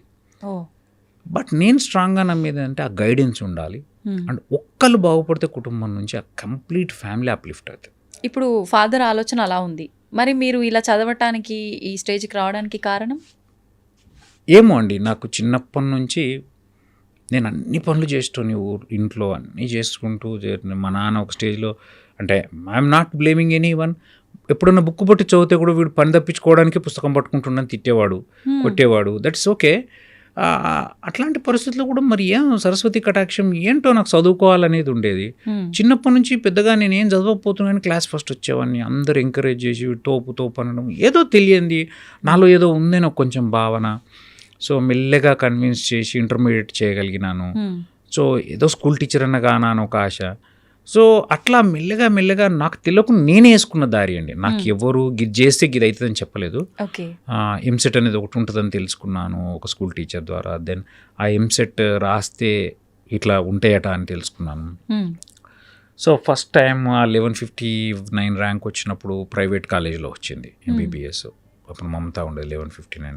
ఆ 1159కి 20,000 కడితే నాకు ఎంబీబీఎస్ సీట్ వస్తుంది. కానీ ఆ 20,000 లేక మళ్ళీ వెటర్నరీలో జాయిన్ అయ్యి మళ్ళీ రాస్తే 259 ర్యాంక్ వచ్చింది. సో అట్లా మనకి ఎవరు చెప్పేవాళ్ళు ఏం లేదు. పాపం మా పెద్దన్న నేను ఎక్కడన్నా పోతే ఇట్లాంటి వచ్చేవాడు అంతే, తప్ప వాళ్ళకు ఏం చేయాలో తెలియదు మనకి. సో ఏం తెలియదు, ఎవరికి ఏం తెలియదు. నేనే జనాలను చూసి ప్రతిదీ ఈ రోజు వరకు మేము ఎంబీబీఎస్ హైదరాబాద్లో గాంధీ మెడికల్ కాలేజ్ చదువుతున్నప్పుడు నాకు తెలిసిన ఒక వ్యక్తిగానో కుటుంబంగానే హైదరాబాద్లో లేదు. మాకు సెలవు వస్తే నేను హాస్టల్లో ఉండాల్సిందే తప్ప ఇక్కడికి పోవడానికి లేదు, అట్లాంటి పరిస్థితి. సో అంటే మాకు తెలిసిన వాళ్ళు మేము ఆదిలాబాద్ డిస్టిక్ ఎక్కడో, మాకు ఇక్కడ చుట్టాలు ఎందుకు ఉంటారు, ఎవడు ఉంటాడు, మాకంతా హైదరాబాద్ ఉండే స్థాయి ఉన్నోడు మాకు ఎందుకు చుట్టం అవుతాడు, గాట్ ఇట్, ఎందుకు మాకు పరిచయాలు ఉంటాయి. సో అట్లా మనంతలో మనమే ఆలోచన చేసుకొని ధైర్యం చేసి ఫస్ట్ ఆఫ్ ఆల్ ఎంబీబీఎస్ కాగా నేను ఆపొచ్చండి, తెలియక మా అమ్మ నాన్నలు ఆపేయచ్చుగా జాబ్ చేయొచ్చుగా అన్నప్పుడు ఎన్నో ఉన్నాయి. ఎంఎస్ తర్వాత ఆపొచ్చండి, no I want to do అని సూపర్ స్పెషాలిటీ దాకా చదివి. నిజంగా ఇప్పుడు మీకు అనిపించింది, మీరు అలా ధైర్యం చేసి ముందుకెళ్ళారు, నిజంగా అది మీకు అదృష్టం అనుకోవాలో, భగవంతుడి సహకారం మీకు ఉందని. పెళ్ళి అయిన తర్వాత నా వైఫ్ పాపం నేనేదనుకుంటే అది నమ్మి నాతో పాటు సింగిల్ రూమ్లో ఉండడము, కింద పడుకోవడము, ఒక్క బాత్రూమ్ బయట బాత్రూమ్లలో అంటే ఎన్నిటికి కూడా she tolerated. That is all, అవన్నీ కూడా బ్లెస్సింగ్స్ లాగానే కౌంట్ చేస్తారు. సో దానివల్ల I could do complete MS, complete MCh from prestigious institutes. So నాకు అదొక డ్రీమ్ అండి, సూపర్ స్పెషాలిటీ చదవాలి. సర్జరీ అంటే చాలా ప్రాణం, అందులో జిఐ సర్జరీ చదవాలి, దాంట్లో ఎక్సెల్ కావాలి. ఇప్పుడు అడ్వాన్స్ ల్యాప్రోస్కోపిక్ సర్జరీ, ల్యాబ్ విప్పుల్ సెప్టెక్టమీ లాంటివి కూడా చేస్తుంటాను నేను. అంటే ఆడదాకా పోవడానికి ఆ ఓపిక పట్టాలి కదండి. 35 years అప్పుడు 2 పిల్లలు పుట్టిన తర్వాత ఎగ్జామ్స్ రాయాలి, పాస్ కావాలి, చదువుకోవాలి. అప్పటిదాకా 10-20 వేలు స్టైఫండ్ వస్తుంది. కుటుంబం నడవాలి, అప్పు చేసి చదువుకోవాలి. ఎంబీబీఎస్ అప్పు చేసి చదువుకున్నా, ఎంఎస్ అప్పు చేసి చదువుకున్నా, ఎంసీహెచ్ అప్పు అన్ని గవర్నమెంటే. ఐ మీన్ ఎక్కడ నేనేం ప్రైవేట్లో చదవలేదు, బట్ స్టిల్ ఖర్చులు అయితే ఉంటాయి. 2 పిల్లలు, ఫ్యామిలీ అన్న రెస్పాన్సిబిలిటీస్ మధ్య చదవడం అన్నదే అసలు నిజంగా చాలా గ్రేట్. ఆలోచన అనేది స్టడీ పైకి వెళ్ళదు కదా సార్. ఇప్పుడు నా దగ్గర సూపర్ స్పెషాలిటీ సీట్ ఉందండి, GI surgery. I'm a teacher for them. ఈరోజు నా first student is writing exam. వాడు ఏజ్ 34 or 35, వాడికి 2 పిల్లలు ఉన్నారు. ఈరోజు పొద్దున ఫోన్ చేసి ఆల్ ది బెస్ట్ నాన్న అని చెప్తుంటే అంటే ఇక మా డాక్టర్స్ సూపర్ స్పెషాలిటీ చదవాలంటే తప్పదండి, అంతే. ఎవరి జర్నీ అయినా అంతే. కొంచెం బ్యాక్గ్రౌండ్ ఉండి, ఫైనాన్షియల్ స్టెబిలిటీ ఉండి, ఎటువంటి ప్రెషర్ లేకపోతే నిజంగా స్మూత్ అని అవుతుంది. మా లాంటి వాళ్ళకి ఇంకా ఏమీ తెలియదు, పైసలు లేవు, ఈదాలంటే ఈదాలి. ఇప్పుడు డాక్టర్ చదవాలి అని అంటే ఎప్పుడు చూసినా పుస్తకాల పురుగులా ఉండాలి, నిద్రపోయిన ఆ సమయం తప్ప మిగతా టైం అంతా బుక్ ముందే ఉండాలంటారు. వాస్తవమేనా సరే? అలా చదవడానికి చాలా ఉంటుంది, అది నిజమే. బట్ పుస్తకాల పురుగు అనేది ఓకే, చదువుతాం, చాలా చదువుతాం. When you compare with other professions నిజంగా మేము చాలా ఎక్కువ చదువు, అందులో డౌట్ అయితే లేదు. నేను ఒక మాట ఎప్పుడు అందరికి చెబుతాను, 2006 నుంచి వెళ్ళి 2005లో ఎంబీబీఎస్, 6 నుంచి వెళ్ళి 2016 వరకు నా ఎంసీహెచ్ కంప్లీట్ అయ్యేంత వరకు there was no day that I didn't touch the book. నిజం చెప్తాను, I'm not boasting, you can check with my wife. అంటే ఇక మాకు అది ఇన్బిల్ట్ అయిపోద్దండి. ఎంతో కొంత చదువుతాం, చదవని రోజు ఉండదు, ఎంతో కొంత ఏదో ఒకటి. ఇప్పటికే చదువుతూనే ఉండాలి. ఇప్పుడు అంటే ఫాస్ట్గా ఉంటుంది, అంటే ఏంటంటే అవసరం ఉన్నప్పుడు కొంచెం. ఇప్పుడు ఏదో టాక్ ఉంది, ఎక్కడో ఉంది, లేకపోతే ఏదైనా కొత్త సర్జరీ చేస్తున్నాను, కొంచెం చూసుకుంటాం. అండ్ నాకు వీక్లీ 2-3 క్లాసెస్ ఉంటాయి. అంటే నాకు పీజీ స్టూడెంట్స్ ఉంటారు కదా, వాళ్ళ క్లాసులు రన్ అవుతూ ఉంటాయి కదా, నేను కూర్చోవాలి కదా, వాళ్ళకు ఒక పాయింట్ చెప్పాలి, వాళ్ళకి అర్థం కాదు అర్థం చేయించాలి. వాళ్ళు చెప్పింది నుంచి వాళ్ళ నుంచి మేము ఎంతో నేర్చుకుంటాం. అంటే కొత్త బ్రషప్ అవుతుంది, అంటే మర్చిపోయిన విషయాలు. అట్లా ఎప్పుడు టచ్లో ఉంటూనే ఉంటాం. నిత్య విద్యార్థిలా ఉండాలి. అందరం నిత్య విద్యార్థి, ఒకటి కాకపోతే ఒకటి నేర్చుకుంటాం అంతే. ఓకే, మీ పిల్లల విషయానికి వస్తే ఇప్పుడు ఖచ్చితంగా ఇంత ఇబ్బందులు పడి ఒక డాక్టర్ లాగా మీరు మా ముందు ఉన్నారు. మీ పిల్లల విషయంలో మీరు ఏమైనా ఇది చదవాలి అది చదవాలని చెప్తారా? వాళ్ళ ఇష్టమేనా? No, not at all. ఇప్పటి వరకు ఎప్పుడు చెప్పలేదు. కానీ సంహో నా పెద్ద కూతురికి మెడిసిన్ చేయాలనే ఇంట్రెస్ట్, సర్జరీ చేయాలని ఇంట్రెస్ట్, అందులో జిఐ సర్జనే కావాలని interest. I don't know why, ఎందుకు అనిపించిందో. చిన్న పాపకు మాత్రం she wants to go to, అంటే ఇప్పుడు చిన్నది 6th క్లాస్, ఏదో ఐఏఎస్ గిఏఎస్ అంటుంటుంది, బట్ ఐ డోంట్ నో. ఇద్దరు చిన్నపిల్లలే, నేనేం ఇన్సిస్ట్ చేయను. 2 విషయాలండి, నేను నిన్ననే మా వైఫ్తో మాట్లాడుతున్నాను, చదువు, పెళ్ళి, ఈ 2 విషయాలు మాత్రం ఖచ్చితంగా వాళ్ళ ఇష్టానికి వదిలేయాలి. మనకు నచ్చని ఒక షర్ట్ కొంటేనే వేసుకోవడం ఇష్టం ఉండదు. అవును. అట్లాంటిది అది వాళ్ళ జీవితాంతం ఉండే ఈ రెండు. కరెక్టే అంటారా సార్ వాళ్ళకి నిర్ణయాన్ని వదిలేయటం? అంటే గైడ్ చేద్దాం, ఆప్షన్స్ చూపిద్దాం, మంచి చెడు చెప్దాం, ఆప్షన్స్ చూపిద్దాం, మంచి చెడు చెప్దాం, గైడ్ చేద్దాం. కానీ నిజంగా if they want let them do. చెడ్డదైతే చేయరు కదా, ఉన్న దాంట్లో నీకు నచ్చింది వాళ్ళకి నచ్చింది చేస్తారేమో. కాకపోతే మంచి చెడు చెప్తాం, దీంట్లో ఇది బాగుంటుంది, ఇది బాగుంటుంది, ఇది కష్టం ఉంటుంది, సుఖం ఉంటుంది, మనకు తోచినంత, లేకపోతే ఎక్స్పర్ట్ దగ్గరికి తీసుకుపోయి చెప్పిస్తాం అంతే కదా. At the end of the day కొంతవరకు నా దృష్టిలో, కొంతవరకు కాదు చాలా మటుకు ఈ రెండు విషయాల్లో వదిలేయడమే బెటరు. అంటే పెళ్ళి అనేది పెద్ద టాపిక్, దాని గురించి వద్దు మనకు. Love marriage arranged marriage sir? Arranged marriage. ఇది చాలా ఇంటర్వ్యూలో కూడా అడిగారు. అరేంజ్డ్ మ్యారేజ్ దో తన చేవెళ్ళ నాది ఆదిలాబాద్ డిస్టిక్ అయినా కానీ అరేంజ్డ్ మ్యారేజ్. వాళ్ళన్న నా ఫ్రెండ్, అట్లా కుదిరిపోయి వాడికి నేను నచ్చి వాళ్ళ చెల్లెనిచ్చాడు. ఈజ్ ఎ లాయర్ యాక్చువల్గా, హైకోర్టులో లా. అప్పుడు వాళ్ళు లా చదువుతున్నప్పుడు ఒక కామన్ ఫ్రెండ్ ద్వారా ఊకే నాకు ఎంబీబీఎస్ గాంధీ మెడికల్ కాలేజ్ హాస్టల్కి వచ్చేవాడు. సో ఎందుకో నచ్చిన, నాలో ఉన్న గాలితనం నచ్చిందో ఏం నచ్చిందో I don't know. As a student what he liked I don't know. He only proposed. Then మాలాంటి వ్యవసాయ కుటుంబం, కంప్లీట్ వ్యవసాయ కుటుంబం, నాకు అది ఫస్ట్ నుంచి ఉండింది. ఎందుకంటే నా ఫ్యామిలీని అర్థం చేసుకోవాలని, ఎడ్యుకేటెడ్ అండ్ చిన్న బ్యాక్గ్రౌండ్ కదా, అంటే అట్లాంటి with God's grace 2 good family, 2 good girl. I'm blessed. మీరు అనుకునే అలా జరిగిపోతున్నాయి అయితే. ఏమో దేవుడు. ఓకే, ఇప్పుడు మొత్తానికైతే ఇప్పుడు హెల్త్ గురించి మాకు కొన్ని ఐడియాస్ ఇచ్చారు, జాగ్రత్తలు చెప్పారు. మీ ఫ్యామిలీని ఆదర్శంగా తీసుకుంటే మా అందరికీ ఒక మంచి ఎలా వెళ్ళాలి అనే ఒక దారి అనేది అర్థమైపోతుంది మీ మాటల్ని బట్టి. ఫైనల్గా ఆరోగ్యం విషయంలో కానీ, ఫ్యామిలీస్ ఈ మీరు అన్నట్టుగా ఈ ఆత్మీయ సంబంధాల విషయంలో మన ప్రేక్షకులందరికీ ఒక మాట చెప్పాలి అంటే ఏం చెప్తారు సార్? ఏం లేదండి, ఫస్ట్ చాలా పాజిటివిజం అయితే ఉండాలి. ఇప్పుడు పొద్దున్న లేస్తే వాట్సాప్లలో దాంట్లో ఎవరిని నమ్మకు, వీడిని నమ్మకు, వాడిని నమ్మకు, నిన్ను నువ్వే నమ్మకు, ఈ మెసేజ్లు చాలా ఎక్కువైపోయినాయండి. సో ఫస్ట్ పాజిటివిజం ఉండాలి. ఫస్ట్ ఈ సొసైటీ, ప్రపంచం మంచిదని నమ్మాలి. నీ వైపు నుంచి నువ్వు ఆ ఎఫర్ట్ కూడా పెట్టాలి. సో ఆ పాజిటివిజం ఉండాలి. నీ పని నువ్వు చేసుకుంటూ, నువ్వు ఏ రిలేషన్ అయినా, చాలాసార్లు చాలామంది చెప్పినట్టే నేను కూడా నమ్మేది అంటే, రిలేషన్ అనేది ఒక చెట్టు లాంటిది. ఒక చెట్టు తీసుకొచ్చి పెట్టినాం, ఉత్తా పెడితే ఈరోజు నాకు విజిత గారు పరిచయం అయ్యారు, ఈరోజు ఇట్లా మర్చిపోతే మీరు కొద్ది రోజుల తర్వాత నన్ను మర్చిపోతారు, నేను మిమ్మల్ని. అప్పుడో ఇప్పుడో మీ ఇంట్లో ఫంక్షన్కో, మా ఇంట్లో ఫంక్షన్కో, మంచికో చెడుకో పలకరించుకోనో, లేకపోతే మంచి జరిగినప్పుడు కంగ్రాచులేట్ చేస్తేనో అప్పుడు రిలేషన్ అనేది ఉంటుంది. సో అంటే ఏంది, నీళ్లు పోయాలి, చెడు ఎక్కడైనా కలుపు మొక్క ఏర్పడితే ఎప్పటిదప్పుడు తీసేయాలి. ఒక చిన్న పొరపొచ్చ ఆలోచనకి ఇమ్మీడియట్గా తీసేయాలి, ఎక్కడిదక్కడ మాట్లాడేసుకుని. ఇది లేదా అర్థం చేసుకునేంతసేపు అర్థం చేసుకున్నాలి, తప్పదు. ఇప్పుడు దగ్గర వాళ్ళు ఇంతే, దీనివల్ల నష్టమేం లేనప్పుడు సరే వాడు అంతే, నాకు నలుపు నచ్చితే వాడికి తెలుపు నచ్చింది, what's wrong in it, nothing కదా. సో ఆ చిన్న అండర్స్టాండింగ్ ఉండి ప్రతి మనిషిలో వీలైన కాడికి మంచి చూడడం. మనమేమో అందరం వివేకానందులంగాము, పొద్దున్న లేసే విమలాకర్కి నచ్చనోళ్ళే ఉండరని నేను అన్నాను, బట్ స్టిల్ చూసి అండ్ ప్లీజ్ సారీ అనే అక్షరాలను అనే వాటిని నమ్ముతూ హంబుల్గా ఉంటే వీలైన కాడికి మనం హ్యాపీగా ఉంటాం, వీలైనంత ఎక్కువ ప్రపంచాన్ని హ్యాపీగా ఉంచుతాం. బేసికల్గా హ్యూమన్ రిలేషన్స్ లేకుండా, లవ్ లేకుండా ఎప్పటికీ హ్యాపీగా ఉండలేమండి.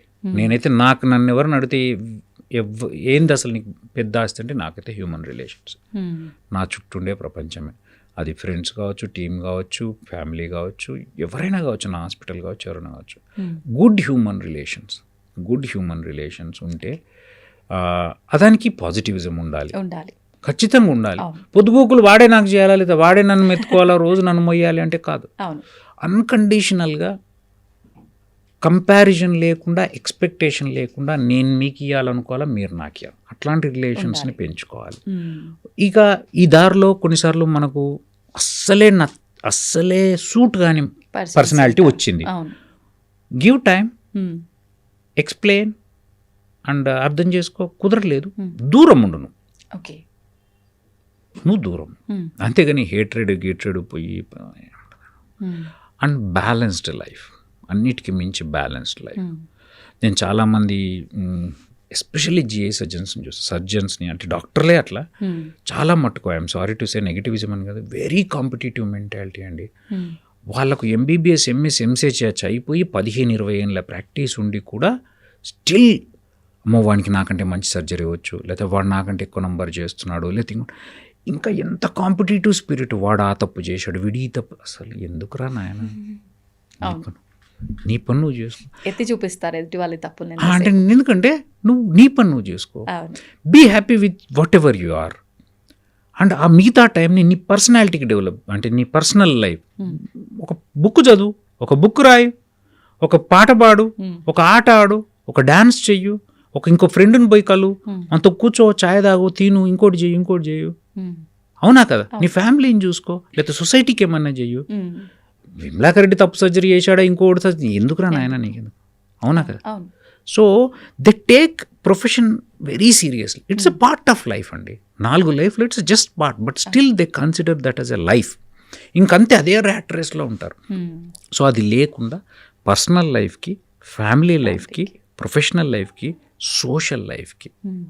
నేను చాలామంది అంటే మళ్ళీ కాంట్రవర్సీ అవుతుంది, ఎందుకు చేస్తుండే ఈయన ఇంత సోషల్ వర్క్, ఏదో ఇంకేదో పాలి, ఒరే నాయన నేనేంది నాకెందుకు, ఏది ఏమైనా ఫ్యూచర్లో ఎట్లుంటుందని మనం ఇవ్వాలని చెప్పారు. కానీ నా ఉద్దేశం ప్రస్తుతానికి ఇది, నా ఆలోచన ఇది, నాకు ఇది చెయ్యాలనే తపన ఉంది, నేను ప్యూర్ ఇంటెన్షన్స్తో చేస్తున్నాను. అవునా కదా? సో ప్రతి ఒక్కళ్ళండి ఒకటి చేస్తున్నాం అనగానే ఇది దానికోసం చెప్పి అంతే, తప్పులు తప్పులని కాదు, ఏదో ఒకటి ఉంటుంది అని, ఏదో ఒకటి ఐ మీన్ మనిషి మెంటాలిటీని ఏదో ఒకటి ఆశించి చేస్తాడు అని చెప్పి అది అంటే అవసరాలు ఉండవని నేను అన్నా. ప్రతి రిలేషన్లో మీరు తీసుకుంటే ఈవెన్ వైఫ్ అండ్ హస్బెండ్ మధ్య అవసరం ఉంటుంది, అవసరమే మనిషి బంధాన్ని నిలబెడుతుంది, నేను కాదన్నా. కానీ అవసరానికి మించి ఆలోచించడం నేర్చుకోవాలన్నా.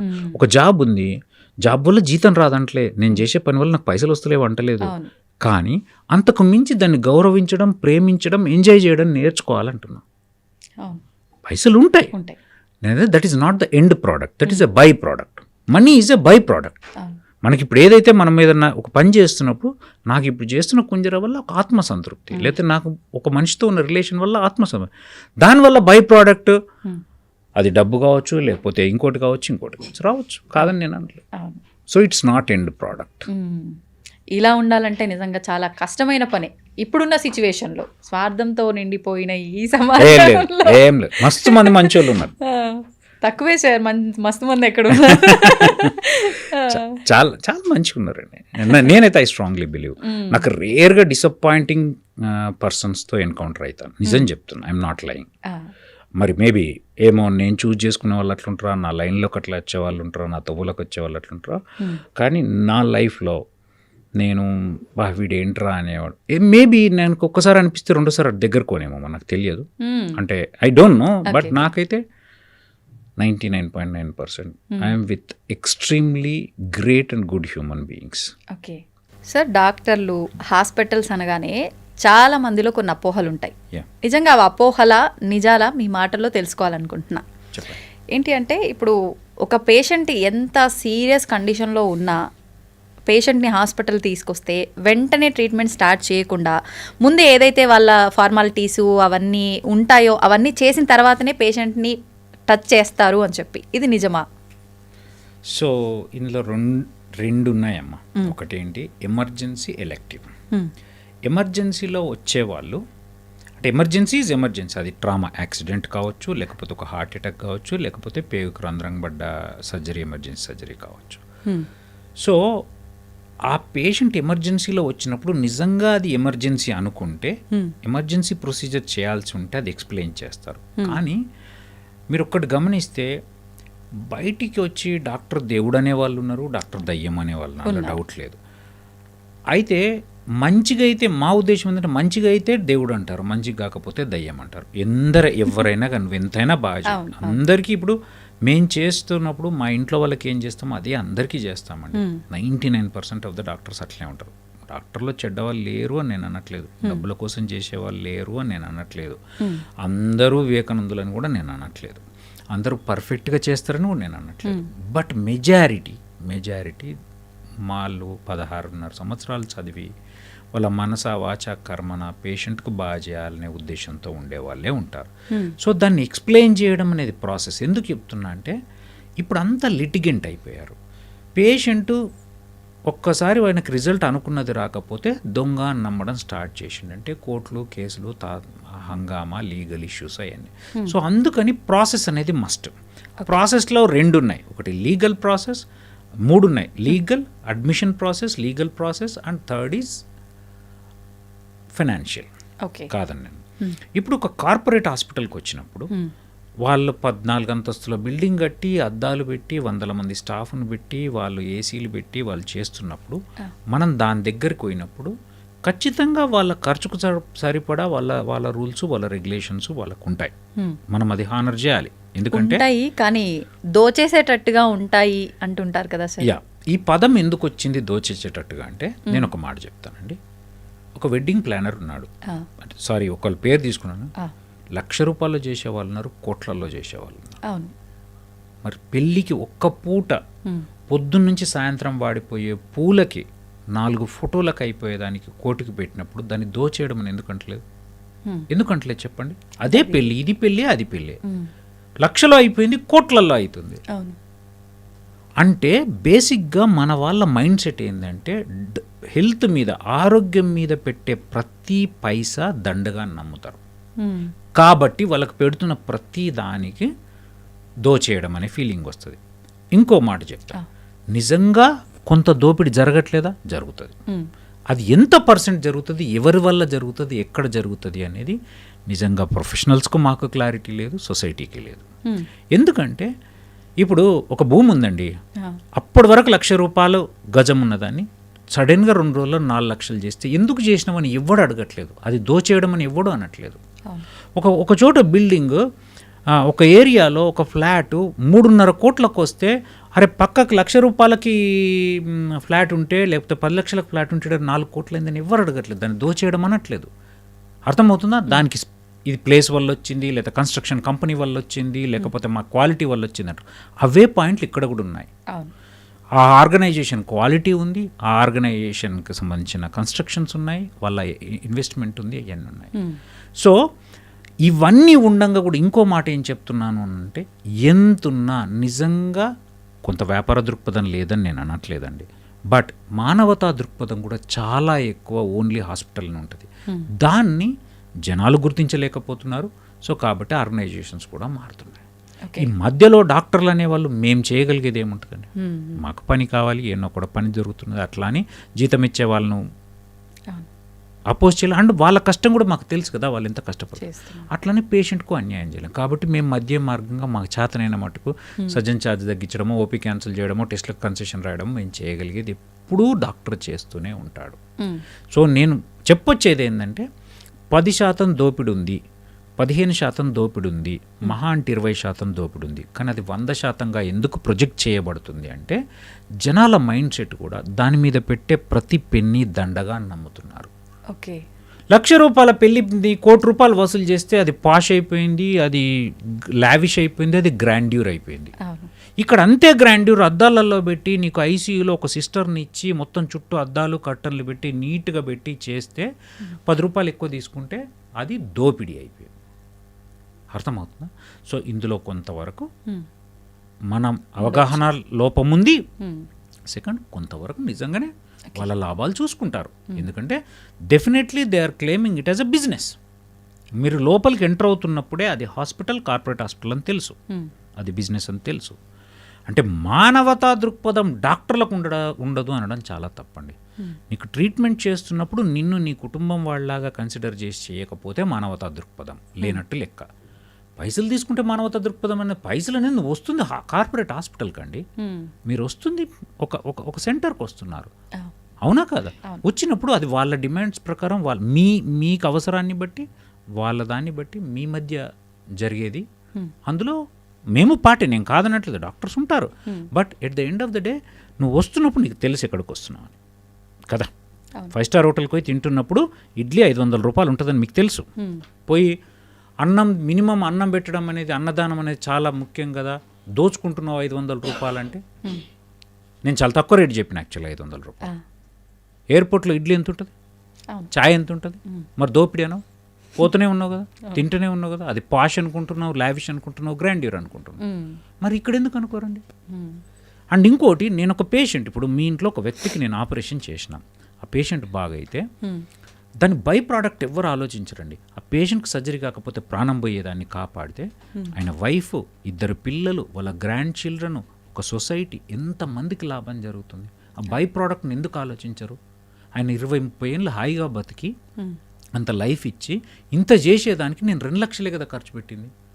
పొద్దుగోకులు నర్సింగ్ హోమ్లో 20,000 అవుతుంది, 1,00,000 రూపాయలు అయింది అని అంటే అవునండి. ఛాయ కొట్టులో ఛాయ 4 రూపాయలే, కేఫ్లో 10 రూపాయలే, చిన్న రెస్టారెంట్లో 25 రూపాయలు, 5 స్టార్ హోటల్లో 500 రూపాయలు. అది మీకు తెలుసు కదా. అంటే ఎవరి స్థాయిని చూసుకొని వాళ్ళు వెళ్ళాలంటారా సార్? అట్లా నేను అన్నా. అంటే స్థాయిని చూసుకొని వెళ్ళమని నేను ఖచ్చితంగా స్థాయి అనను. నీ ఏ అవసరం ఉంది, నీకు ఎంతవరకు పెట్టగలుగుతామని చూసుకోవాల్సిందే. ఎందుకంటే దెర్ ఆర్ గవర్నమెంట్ సెటప్స్ ఉన్నాయి, గవర్నమెంట్ ఎన్నో చారిటబుల్ ట్రస్ట్స్ ఉన్నాయి, గవర్నమెంట్ సెటప్స్ ఉన్నాయి. ఖచ్చితంగా పోయి నువ్వు అక్కడికి పోయి చేపించుకొని గవర్నమెంట్ను డిమాండ్ చేసి, నువ్వు ఓటేసిన వాళ్ళని డిమాండ్ చేసి మంచి వ్యవస్థలు నిర్మించుకునే హక్కు నీకుంది. అది చెయ్యకుండా వాళ్ళని చేయరు. వాళ్ళను గవర్నమెంట్ని ఎప్పుడూ ప్రెజరైజ్ చేయరు. గవర్నమెంట్ చేయగలిగే చేస్తుండొచ్చు, నేను వాళ్ళను బ్లేమ్ చేయట్లేదు. వాళ్ళను ప్రెజరైజ్ చేయకుండా వాడు ఓపెన్గా నేను కార్పొరేట్ హాస్పిటల్ అని చెప్తున్నాం, మీరు వస్తున్నారు. అయితే ఇప్పుడు ఈ దోపిడీ అనుకున్నాం కదా సార్, దోచుకుంటున్నారు, డాక్టర్లు అంటేనే దోచుకోవడము, కఠినమైన హృదయాలు, ఇలా మాట్లాడుతుంటారు కదా.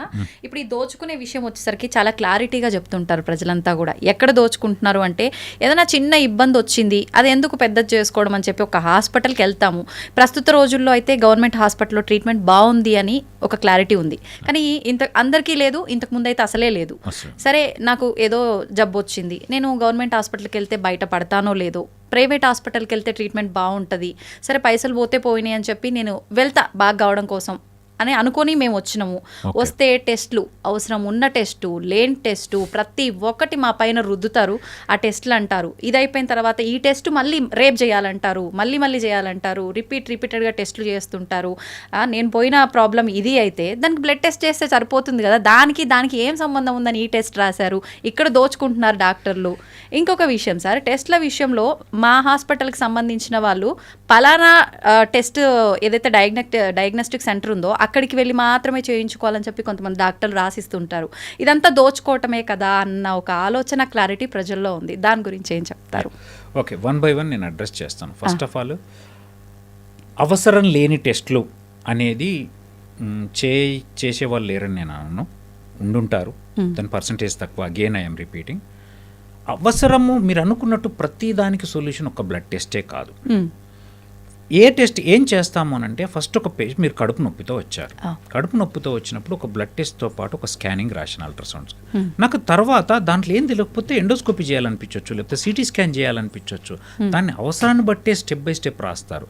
అది మీకు ఊరికే తిప్పుకోవడం అనిపించవచ్చు, మల్టిపుల్ టెస్ట్లు అనిపించవచ్చు. ఫస్టే సిటీ స్కాన్ ఎందుకు అంటే, ఇప్పుడు మీరు వచ్చేది టెర్షరీ కేర్ సెంటర్, నా దగ్గరకు వచ్చారు, విమలాకర్ రెడ్డి దగ్గరికి ఒక నమ్మకంతో వచ్చారు. నేను at the end of the day ఇన్ని రోజులు మీ సఫరింగ్కి నేను కారణం కనుక్కోవాలని అట్లా నేను పత్తకొడికి రాగానే సిటీ స్కాన్లో పెట్ స్కాన్లో రాసేయలేను. అర్థమవుతుందా? సో కాబట్టి బేసిక్ టెస్ట్ నుంచి స్టార్ట్ చేసేసి అందులో దొరికిందా సరిపోయింది, లేకపోతే నెక్స్ట్. అది మీ మంచి కోసమే ఫస్ట్ పాయింట్. అర్థమవుతుందా? అట్లా జస్ట్ అల్ట్రాసౌండ్లో తెలిసే వాళ్ళు ఇంతమంది ఉంటారు, తెలియకుండా సిటీ స్కాన్కి పోయే వాళ్ళు కూడా ఉంటారు. సో సిటీ స్కాన్కి వెళ్ళిన వాళ్ళకేమో మల్టిపుల్ టైమ్స్ తిప్పారు, 3 టెస్టులు చేయించారనిపిస్తుంది. అల్ట్రాసౌండ్లో దొరికిన వాళ్ళు పాపం సార్ చిన్న టెస్ట్ చేసి దొరకబట్టింది అంటారు. ఇంకో 3వ రకం మనుషులు ఉంటారు. ఒక్క నిమిషం, మూడో రకం మనుషులు ఉంటారు. నేను సరే పాపం లేనోళ్ళు కదా, అల్ట్రాసౌండ్ లేని దొరకలేదని పంపించేసి ఏదో మందులు రాసి పంపించామే అనుకోండి.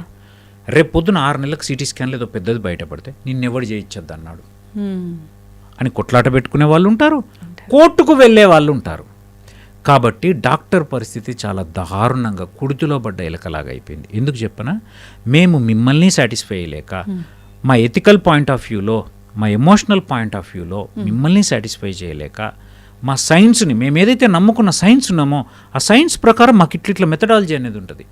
అర్థమవుతుందా? ఆ మెథడాలజీని ఫాలో కావాలి, మీ పాకెట్ను చూడాలి, మా సైన్స్ను సాటిస్ఫై చేయాలి, పేషెంట్లు అందరినీ సాటిస్ఫై చేయాలంటే ఎప్పటికీ వీలు అయ్యేది కాదు. ఎందుకంటే ప్రతి దాన్ని నేను ఎప్పుడు ఒకటి నమ్ముతా, గ్రాటిట్యూడ్ అనేది స్వతహాగా మనిషిలో తనకుండేది. ఒకళ్ళకి చిన్న 10 రూపాయలు ఇస్తే సంతోషం అనిపిస్తుంది, ఒకళ్ళకి 1,00,000 రూపాయలు ఇచ్చినా ఇంకో 10 రూపాయలు కావాలనిపించవచ్చు. సో అట్లా చిన్న సర్జరీ చేసుకుని జీవితాంతం మాకు రుణపడి ఉండి మా టాటూస్ వేసుకునే వాళ్ళు ఉన్నారు. పెద్ద సర్జరీ చేసి ప్రాణం కాపాడిన తర్వాత కూడా 5 లక్షల బిల్ అయిందని బాధపడే వాళ్ళు ఉన్నారు. కాబట్టి ఇది అంతం లేని డిస్కషన్. ఎందుకంటే మనుషులు ఉన్నంత కాలము సాటిస్ఫాక్షన్, డిస్సాటిస్ఫాక్షన్ అనేవి ఉంటాయి, అపోహలు అనేవి ఉంటాయి.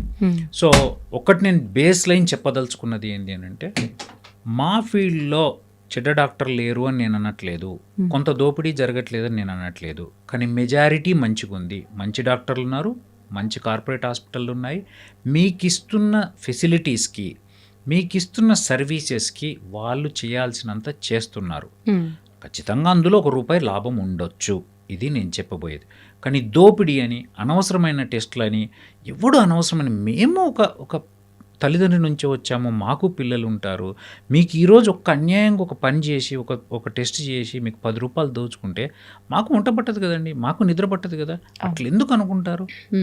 నా ఉద్దేశంలో చాలామంది అంటే నెగటివ్గా ఆలోచించే ప్రజలు, మేము ఇంత మంచి ప్రాక్టీస్ చేస్తూ ఇంతమంది అభిమానులు ఉన్నారు మాకు అంటే, నిజంగా ఎందరో మంది పేషెంట్లు, 90% మంది పేషెంట్లు మంచోళ్ళు కాబట్టి ఒక 10% మంది మాత్రమే ఈ నెగిటివ్ ప్రాపగండా చేసే వాళ్ళు ఉంటారు. వాళ్ళకి ఏం చేసినా నెగిటివ్ అవుతుందండి.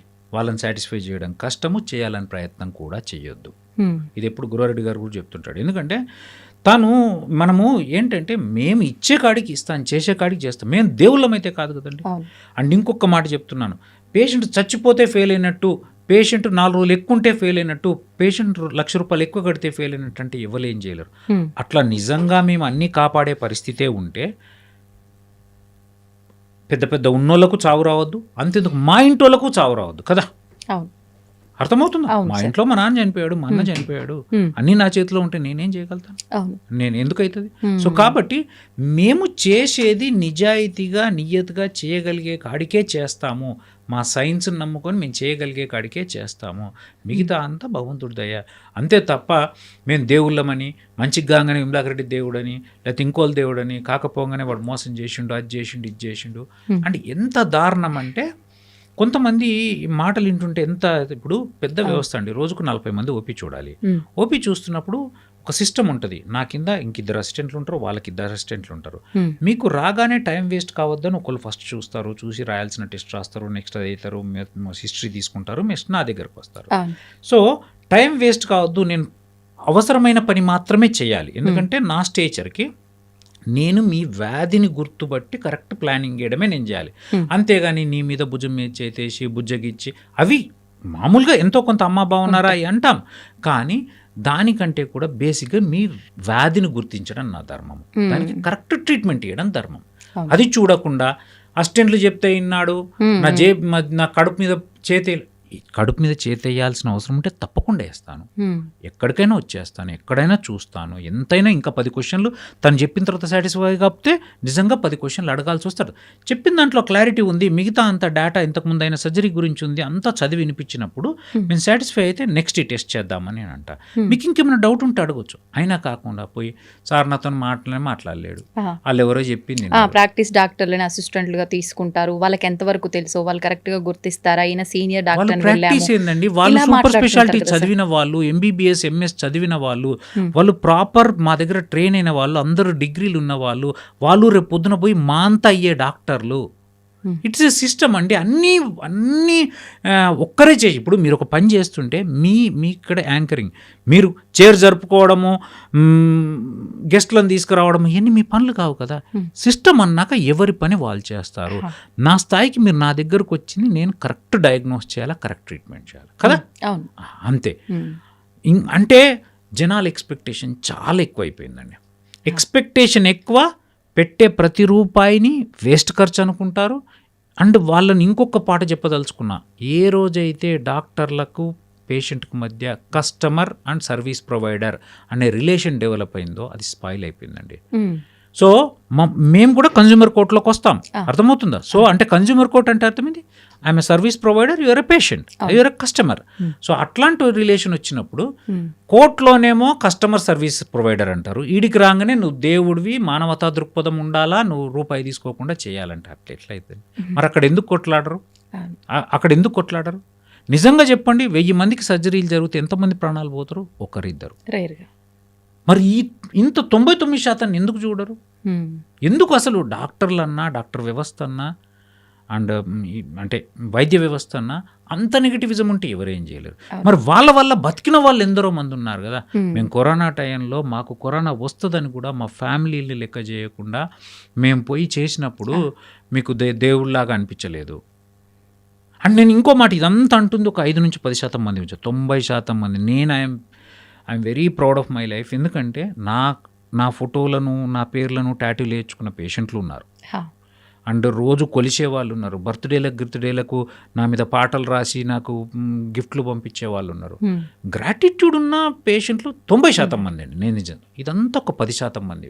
వాళ్ళకు పనే ఉండదండి. నేను అదే అంట, వాళ్ళు నా వల్ల డిసాటిస్ఫై ఉంటే వాళ్ళ ఇంటోళ్ళ వల్ల కూడా డిసాటిస్ఫై ఉంటారు. I'm sorry to say his attitude is like that, is a negative personality. So వాళ్ళ గురించి పట్టించుకోవాల్సిన అవసరం లేదు. కానీ ఒకటైతే మీ ద్వారా నేను సొసైటీకి చెప్పేది, మీరు కూడా ప్రాపగేట్ చేయాల్సింది ఏంటంటే, అనవసరంగా అన్యాయంగా చేయాలనుకునే పర్సంటేజ్ చాలా చాలా తక్కువ లేదని నేను అన్నాను. ఓకే సార్, చాలామంది నమ్ముతుంటారు హస్తవాసి అని చెప్పి డాక్టర్ల విషయంలో.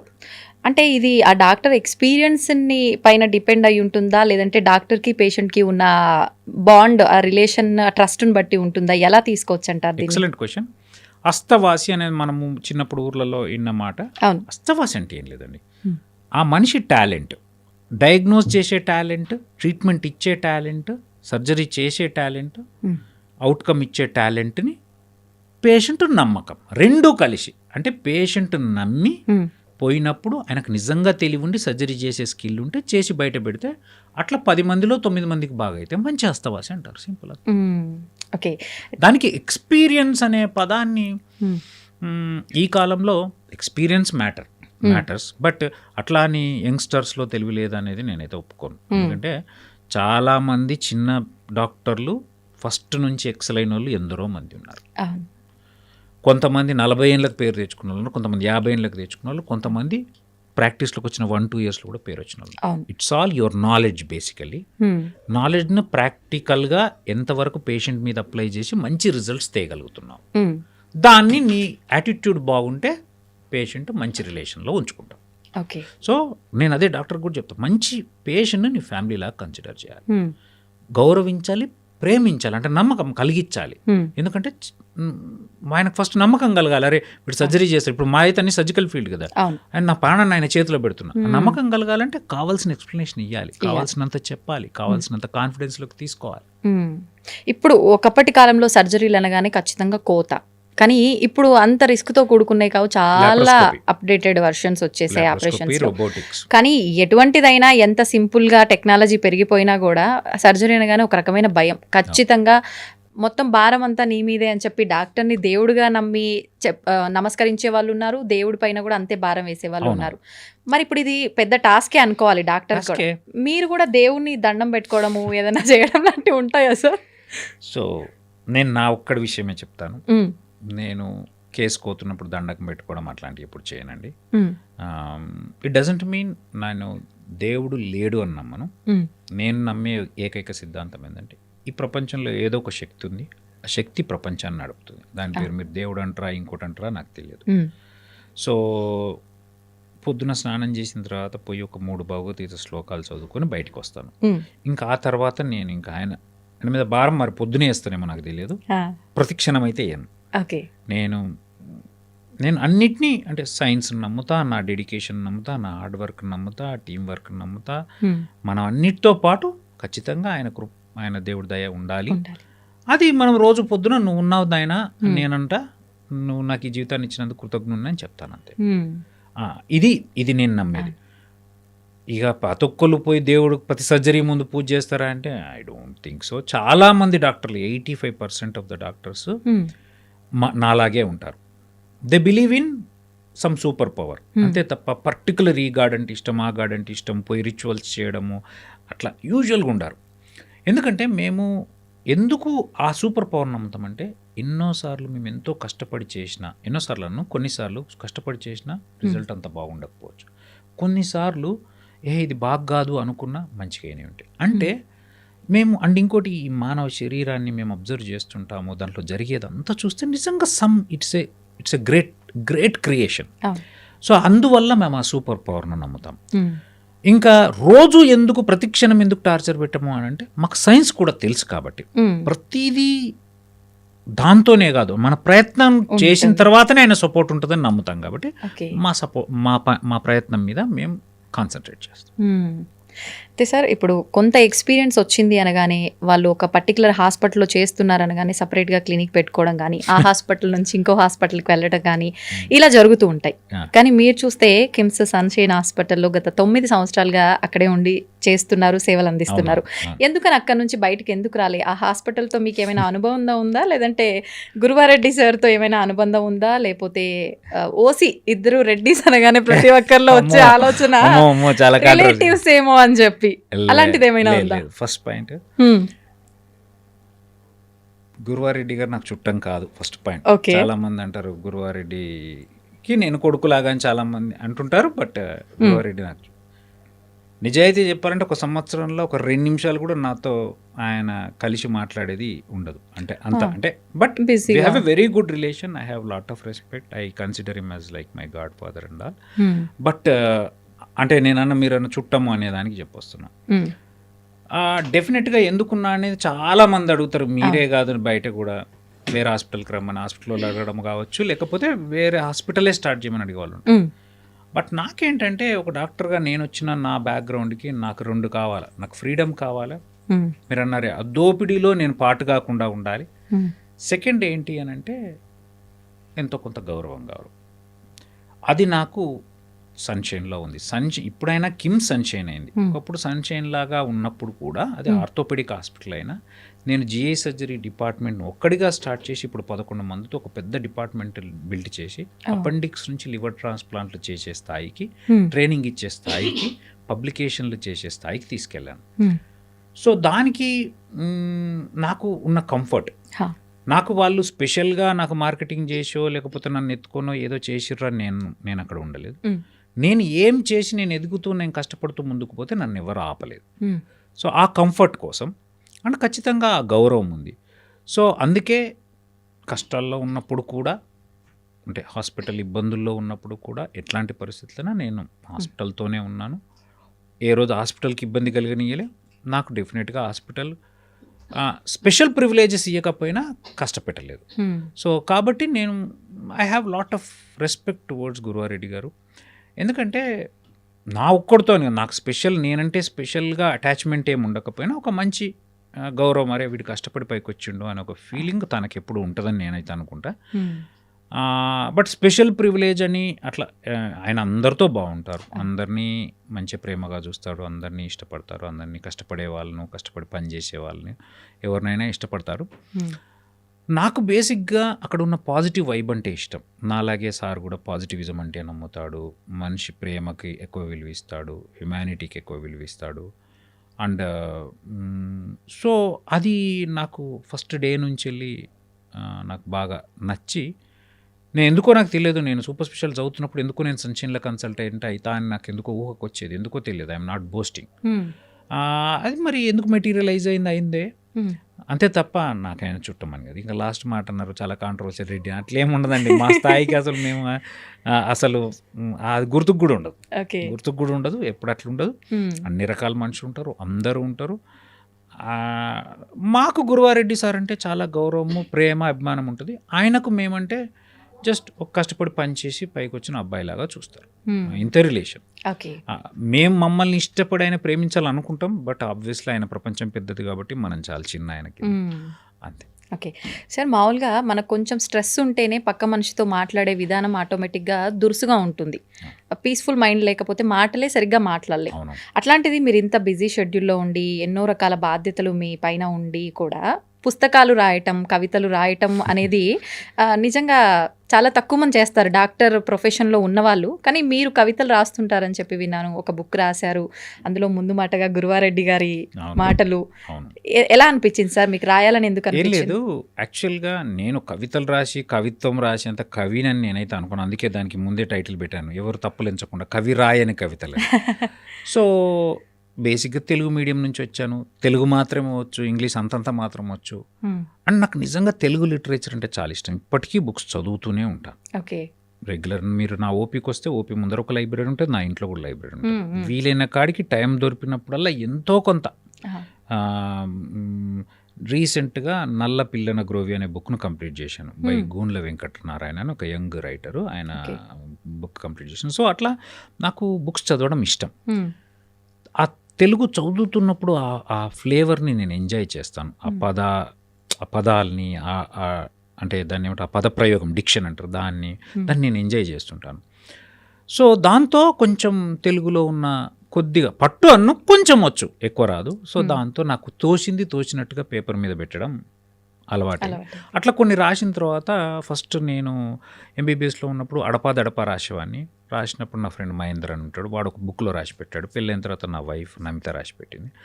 సో దాని తర్వాత ఒకరోజు నా కొలీగ్స్లో గౌరాంగ్ అని నా జూనియర్ ఉంటాడు, వాడికి ఎందుకో ఒక బుక్ లాగా చేయాలని ఒక ఫస్ట్ ఊరికే ఫోల్డర్ లాగా తీసుకొని వస్తే ఐ థాట్ ఒక బుక్కే ఇద్దామని వేసి గురువారెడ్డి సార్ పంపిస్తే గురువారెడ్డి సార్ నా ముందు మాట రాయడం జరిగింది.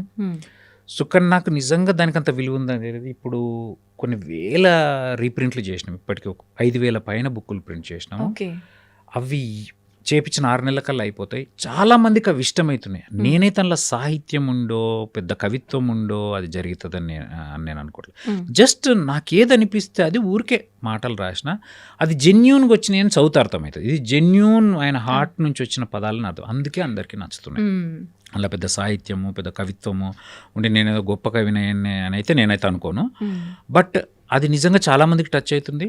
అండ్ ఈ మధ్య కూడా రాస్తున్నాయి, ఇంకా మళ్ళీ కొన్ని పైన మేబీ ఒక కొన్ని రోజుల తర్వాత ఇంకో బుక్ కూడా ప్రింట్ చేయిస్తానేమో. అది నాకు నిజంగా తెలుగు సాహిత్యం అంటే ఇష్టం. అండ్ నేను ఒకటి చెప్తాను, మీరు అన్నారు కదా డాక్టర్కి తను ప్రొఫెషన్ కాకుండా మిగతా ఏదో ఒకటి, అది ఆట కావచ్చు, పాట కావచ్చు, కవిత కావచ్చు, రాయడం కావచ్చు, చదవడం కావచ్చు, ఏదో ఒకటి ఉండాలి.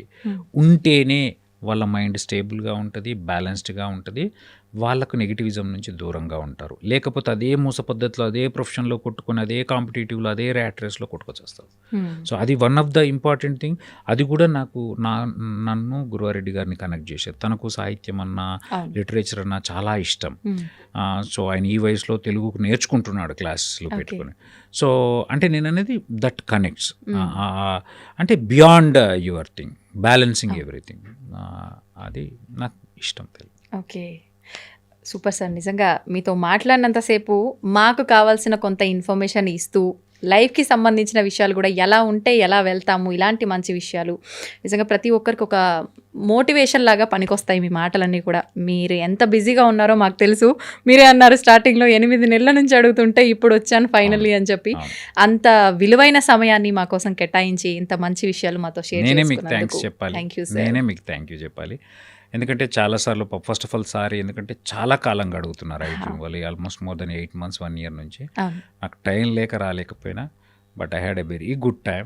నిజంగా ఫస్ట్ నేను ఈరోజు కూడా నాకున్న బిజీ షెడ్యూల్, ఈరోజు 4-5 సర్జరీలు ఉన్నాయి, చాలా అవి ఉన్నాయి, ప్రోగ్రామ్స్ ఉన్నాయి. బట్ స్టిల్ ఈరోజు ఎట్లాగైనా మీకు చెయ్యాలి అని మీ మీద గౌరవంతో కావ్య గారు